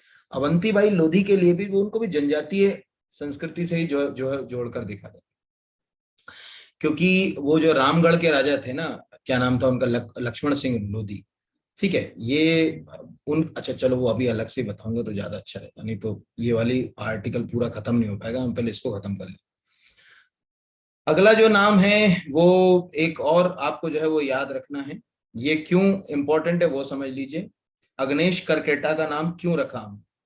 ये हैं तो छत्तीसगढ़ की, लेकिन इनका जो कर्म भूमि है वो भोपाल है। तो आपको दिख रहा है कि अग्नेश करकेटा का जन्म 1968 में छत्तीसगढ़ के जसपुर जिले में बरपानी में हुआ। अब 17 वर्ष की आयु में विवाह के बाद वे भोपाल आ गई। तो यहीं से उनकी चित्रकला की शुरुआत हुई और उनराव जनजाति की लिए के चित्र जो है वो बनाती हैं। यहाँ पर अगर कहा जाए तो उनराव जनजाति की कुटरब लोक चित्र शैली, ये याद रखिएगा, ये जो लोक चित्र शैली है, ये प्रश्न पूछे जाते हैं ऐसे कि उनराव जनजाति की लोक चित्र शैली को किस नाम से जाना जाता है, किसने जो है वो इसको पहचान दिलाई। जैसे अभी तक हमने सबको देखा कि हर एक के लिए कोई क्या रहा, प्रेरणा स्रोत रहा, तो आपको भी अपने जीवन में किसी ना किसी को अपना एक प्रेरणा स्रोत बनाना पड़ेगा। ये ध्यान रखिएगा, जीवन में एक मेंटर चाहिए, किसी को भी ढूंढो, उसके साथ जुड़ो, फॉलो करो कुछ बड़ा करने के लिए, क्योंकि कोई गलती बताने वाला तो होना चाहिए ना। पता चले अपन चले जा रहे हैं, एक हाईवे पे चले जा रहे हैं, अब वहां कोई हो ही का ही नहीं, तो पता चले चले जा रहे हैं और वहां पहुंचे नहीं जहां जाना चाहिए। तो साहब उनको रॉबिन डेविड से जो है वो प्रेरणा मिली। 2019 में मध्य प्रदेश शासन के द्वारा, चूंकि ये मिला अभी अवार्ड है 2019 का, इसलिए करंट का है, चित्रकला के क्षेत्र में उनके योगदान के लिए राज्य शिखर सम्मान से सम्मानित किया। चूंकि ये बिल्कुल करंट से जुड़ गया क्वेश्चन, इसीलिए अपन ने इसको एक करंट में जो है वो जगह देगी। तो अग्नेश करकेटा का जो है वो नाम जो है वो पूछा जा सकता है। सेम जो है वो अगर कहा जाए आएगा तिलक राम पेंद्राम, जो कल बताया था, याद आ गया? यस सर, 2020 तुलसी सम्मान। हाँ, तो अब ये देखो क्या है ना कि जनजातीय पर्सनालिटी कौन, इतनी सारी जनजातीय पर्सनालिटी, करंट से कनेक्ट कर लें तो ज्यादा होगा कि उनको दो चीजें हो गई हेल्प, एक तो करंट का क्वेश्चन भी तैयार हो गया, एक ट्राइबल पर्सनालिटी भी तैयारी हो गई। तो तिलक राम पेंद्राम 1971 अनूपपुर जिले के बीजापुरी गांव में हुआ, गौंड जनजाति से संबंधित है। रस्सियों से बनी हुई ये जो अगर कहा जाए कलाकृतियां हैं उसके लिए जाना जाता है उनको, और 2020 में राष्ट्रीय तुलसी सम्मान से सम्मानित किया गया। इस प्रकार ये क्वेश्चन एक आने वाला करंट से जो है वो जोड़कर इसको अपन ने ले लिया। अभी ये जितने अभी मैंने 3-4, आपको आश्चर्य होगा, मैंने ज्यादातर वही क्वेश्चन इसमें ट्राइबल पर्सनालिटी में कनेक्ट किए जो मुझे लगता है करंट से आएंगे, क्योंकि उन्होंने पिछले 2-3 जो पेपर हैं उनमें इसी से जोड़कर पूछा। तो तिलक राम आ सकता है, सेम शांतिबाई मरावी आ सकता है कि शांतिबाई मरावी का जन्म जो है वो 1959 में मध्य प्रदेश के डिंडोरी जिले के लालपुर में हुआ। ये बेसिक है। डिंडोरी और मंडला जिले की गोंड और बेगा जनजाति की पारंपरिक गुदना तो मालूम ही होगा, बड़ा फेमस अगर कहा जाए कला है। गुदना कला के लिए ठीक है उनको जाना जाता है। और गुदना कला को एक्चुअल देखो क्या होता है ना, ये भी आश्चर्य है कि मुड़िया जनजाति से पहचान मिली इसको टेक्निकली अगर कहा जाए गुदना को। गुदना दो तरह से किया जाता है, एक होता है दैहिक गुदना, मतलब पहले तो क्या होता था गुदना शरीर पर ही किया जाता। तो याद करो बेगा जनजाति का जब पढ़ाया था तो एक फोटो दिखाई थी पूरे शरीर, यस सर। ये आभूषण ही। लेकिन इन्होंने बड़ा नया काम किया, इनको लगा कि यार ये जो गुदना कला है इसको शरीर से बाहर निकाल के क्यों ना जो है वो हम कैनवस में लाएं। ठीक है, हम इसको अलंकरण के रूप में इस्तेमाल कर रहे हैं, तो ये लोगों तक क्यों ना पहुंचे हमारी ये कला। तो इन्होंने उसको क्या करा, कैनवस तक ले आए, मतलब कागज के ऊपर, और फिर उसको वो जब चित्र उन्होंने बनाना शुरू किए तो उनके ये रेखा चित्र जो है वो पूरी दुनिया को अच्छे लगे। तो इस कारण जो है वो मध्य प्रदेश सरकार ने भी अभी उनको 2019 के राष्ट्रीय देवी भाई अहिल्या सम्मान से जो है सम्मानित किया। ये एक आप याद रखिएगा, एक दिन मुझे याद दिला दीजिएगा, मैं मध्य प्रदेश के पूरे जो इम्पोर्टेंट जो सम्मान है वो आपको जो है वो करा दूंगा। पूरे जितने भी मध्य प्रदेश सरकार जो है वो सम्मान देती है राष्ट्रीय स्तर पर, राज्य स्तर पर, एक मतलब कराने का मतलब ये है कि मैं एक आउटलाइन बनवा दूंगा आपको कि ये जो है वो आप तैयार कर लो, इसमें से जो है वो इस तरह से जो है वो प्रश्न पूछे जा सकते हैं। तो शांतिबाई मरावी के बारे में एक प्रश्न जो है वो पूछा जा सकता है। अगला क्वेश्चन मोस्ट आईएमपी करके लिख के लेके जाना, बादल भोई के बारे में आएगा ही प्रश्न, आएगा मतलब आएगा का आएगा मतलब ये मान लो। तो बादल भोई का जन्म मध्य प्रदेश के छिंदवाड़ा जिले की परासिया तहसील के डुंगरिया तीतरा गांव में हुआ। इतना अंदर तक नहीं जाना, केवल छिंदवाड़ा के परासिया ये याद रखना, बाकी कुछ याद रखना। ठीक है, गौड़ जनजाति से आने वाले बादल भोई ने जल जंगल और जमीन के अधिकारों को लेकर, तो अभी आपको याद होगा कि एक पिक्चर भी आई थी RRR। Yes sir. जब वो पिक्चर चालू होती है तो जल जंगल जमीन की कहानी से शुरू होती है, उसमें RRR, ध्यान से देखो, और फिल्म खत्म होती है तब भी जल जंगल जमीन की बात होती है। जनजाति संस्कृति के तो मुद्दे ही जल जंगल जमीन से जुड़े हुए हैं। ठीक है, जितना जल्दी हम इन चीज को समझ जाएंगे उतना हम जल्दी इनको मूल धारा से जोड़ पाएंगे। आप सोचिए 1996 में आप पेसा एक्ट पास करते हो और पेसा एक्ट आप अभी लागू करते हो मध्य प्रदेश में, यानी कहीं ना कहीं थोड़ी बहुत कमी तो है कि नहीं है, सोच के देखो। मतलब एक कानून बनाया गया ट्राइब्स को, अगर कहा जाए मतलब अगर कहा जाए पंचायत जो क्षेत्र हैं उनके को में ट्राइब्स को जोड़ने के लिए 96 में पेसा, आप उसको लागू नहीं करवा पाए। हमारे राज्य की हम बात नहीं कर रहे, और भी राज्यों में यही हाल है। हम ये सोचें कि हमारे राज्य में हो रहा है कि नहीं, सब जगह यही हाल है। तो जल, जंगल, जमीन, जनजातीय समुदायों के मूल आधार तो यही रहे। तो उन्होंने जो है वो उसके लिए आंदोलन किया। 1923 में जो है वो कलेक्टर बंगले पर उन्होंने प्रदर्शन किया। वन नियमों को तोड़ने के कारण, उस समय तो वन नियम बन गया था क्योंकि 1927 में तो मालूम ही है फॉरेस्ट एक्ट आ ही गया होगा, तो साहब उनको गिरफ्तार करके जेल में भेज दिया गया और जेल में ही 1940 में उनकी मृत्यु हो गई। तो छिंदवाड़ा स्थित ट्राइबल म्यूजियम का नाम बदलकर बादल भोई स्टेट ट्राइबल म्यूजियम कर दिया गया यहाँ पर। ये एक प्रश्न मुझे नहीं लगता कि ये वाला आएगा, लेकिन ये वाला प्रश्न जो है वो आ सकता है, कहाँ से थे और किस अधिकार के लिए लड़ रहे थे। तो ये 1857 की क्रांति से कनेक्ट मत कर देना बस, ठीक है। यहाँ पर मतलब उनका जो है से मतलब अगर कहा जाए इससे सीधा सरोकार जो है वो नहीं है, ये आपको याद रखना। क्लियर है? आगे समझ में कोई डाउट तो नहीं? यहाँ तक बढ़ जाए, कब उनका जन्म हुआ, क्या हुआ, ये जो है वो नहीं पूछा जाएगा, बस ये इतना आपको याद रखना है। यहाँ पर ये जो बादल भोई के बारे में आपको दिख रहा है, तो बादल भोई मध्य प्रदेश सरकार का दिख रहा है कि 1923 में राष्ट्रीय आंदोलन चल रहा था, छिंदवाड़ा से जनजातीय उन्होंने मतलब अगर कहा जाए क्रांति के लीडरों के साथ जो है वो नेतृत्व किया इसका, और फिर जो है वो वहाँ की तामिया तहसील में आयोजन किया। और फिर ये सब कहानी लिखी हुई है, चाहो तो आप इसको एक बार अच्छे से पढ़ लेना कि उनके साथ जो कई और लोग थे, जैसे सहरा भोई, अमरू भोई, इमरत भोई, लोटिया भोई, टापरू भोई, झंका भोई, ये सब जो है वो इनके साथ थे। दूसरा, इनके जन्म की कहानी में मुझे बड़ा उलझन से आई। मैंने जब इसको स्टेट की उस पर देखा तो उसमें थोड़ा डेट क्लैश हो रही थी, फिर भी मैंने लिख दिया 1845 से मैच नहीं होती डेट जैसे मैं देख रहा था, बट ठीक है। आप ये जन्म का डेट भले मत याद रखना क्योंकि बहुत लंबा सा समय लग रहा था कि 95 ईयर, पर जैसा मुझे मिला, क्योंकि देखो कुछ चीजें तो ऐसी है कि हम भी कहीं ना कहीं से ही लिखेंगे ना, कोई भगवान के घर से तो नहीं उतर जाएंगे ये चीजों को लेकर। अगला जो है वो अगर कहा जाए वो है मंशू ओझा। तो मंशू ओझा के बारे में आपको ये पता होना चाहिए, जो लिखा हुआ है इतना कम से कम कि 1942 में भारत छोड़ो आंदोलन में बैतूल से इन्होंने जो है वो अगर कहा जाए उस भारत छोड़ो आंदोलन में नेतृत्व किया, यानी राष्ट्रीय आंदोलन से जो है वो ये जुड़े हुए थे। ये एक तो जो है वो आपको पता होना चाहिए। दूसरा कि इन्हें 1942 में तो मालूम है ना भारत छोड़ो आंदोलन के, वो भी बताना पड़ेगा। 8 अगस्त 1942 की अगस्त क्रांति क्या थी और ये सब तो पढ़ लोगे ना यहाँ पर अगर कहा जाए। Yes sir. उनको कैद कर लिया, कैद करके जो है वो नरसिंहपुर जेल में रखा गया और नरसिंहपुर जेल में ही ठीक है कठोर यातनाएं दी गई यहाँ पर। फिर बाद में जो है वो कहते हैं कि कैद में ही जो है वो घोड़ा डोंगरी में उनका जो है वो देहांत हो गया। ये एक अपने को जो है वो याद रखना इतना।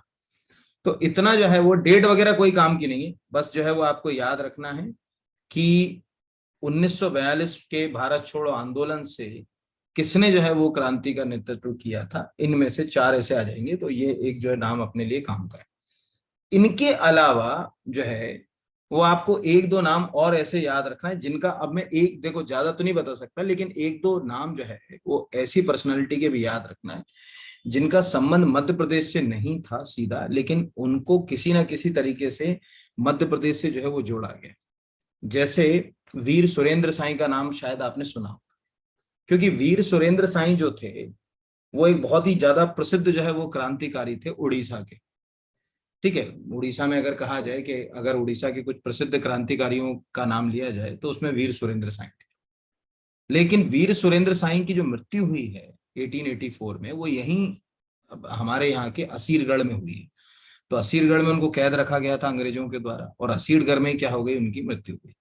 तो वीर सुरेंद्र साई थे संबलपुर उड़ीसा के, उनका निधन हुआ मध्य प्रदेश के असीरगढ़ में, इसलिए वीर सुरेंद्र साई के बारे में भी पूछा जा सकता है कि जैसे भाई 1857 की क्रांति है या उस क्रांति में वीर सुरेंद्र साई कहाँ से क्रांति का जो है वो नेतृत्व कर रहे थे, ऐसे जो है वो प्रश्न आपको पूछे जा सकते हैं। या ऐसा भी प्रश्न पूछा जा सकता है कि वीर सुरेंद्र साई स्टेडियम कहाँ है। अब आप कहोगे ये प्रश्न क्यों पूछ लिया, तो इस वीर सुरेंद्र साई स्टेडियम जो है वो संबलपुर में है। उड़ीसा का संबलपुर का स्टेडियम का जो नाम है वो अगर कहा जाए वीर सुरेंद्र साई स्टेडियम है। और अभी सबको, बहुत सारे बच्चों को मालूम होगा कि एक एयरपोर्ट का नाम बदलकर उनके नाम से कर दिया गया, वीर सुरेंद्र साई एयरपोर्ट के नाम से। याद करो, किसी को याद है? किसी ने जो है वो अगर कहा जाए मतलब एयरपोर्ट का नाम सुना है कि नहीं सुना है? सर उड़ीसा में झारसुगुड़ा जो एयरपोर्ट है उड़ीसा का, उसका नाम अब बदल कर दिया गया वीर सुरेंद्र साई एयरपोर्ट।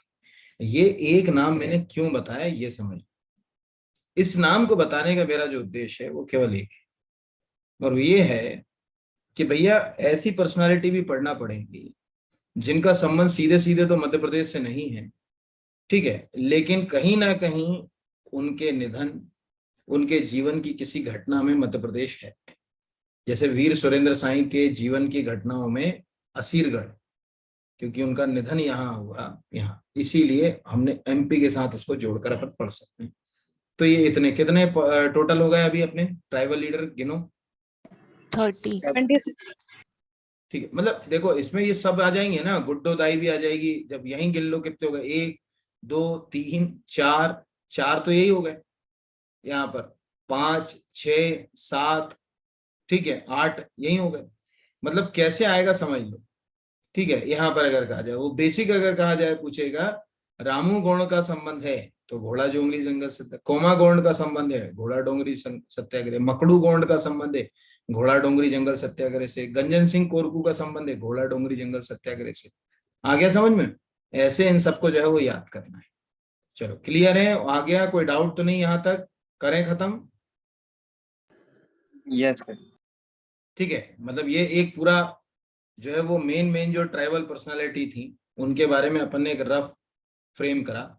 इसमें बस एक चीज आप याद रखिएगा जो मैं आपको बता दूं सभी लोगों को, कि इन ट्राइबल पर्सनालिटी वाली जो मतलब क्वेश्चंस हैं उनमें आप डेट वेट ज्यादा याद मत रखिएगा ना, कि उनका जन्म किस साल हुआ, उनकी मृत्यु किस साल हुई। केवल वो उनके याद रखिएगा कि जिनके बलिदान दिवस वगैरह मना रहे उनका याद रखिए, बाकी का याद रखने की जरूरत नहीं है, ठीक है। और कोरिलेट करके पढ़िए भैया, है ना, आपस में लिंक करके नहीं पढ़ोगे तो गड़बड़ आ जाएगी। कि टूरिया जंगल सत्याग्रह को आपको जो है वो महात्मा गांधी के, ठीक है, नमक सत्याग्रह से जोड़ना पड़ेगा, क्योंकि वो ऐसा प्रश्न भी पूछ लेते हैं कि जिस समय भारत में नमक सत्याग्रह हुआ उस समय मध्य प्रदेश में कौन सा सत्याग्रह हुआ, तो भैया टूरिया जंगल सत्याग्रह हुआ था, ये अपने को याद रखना है।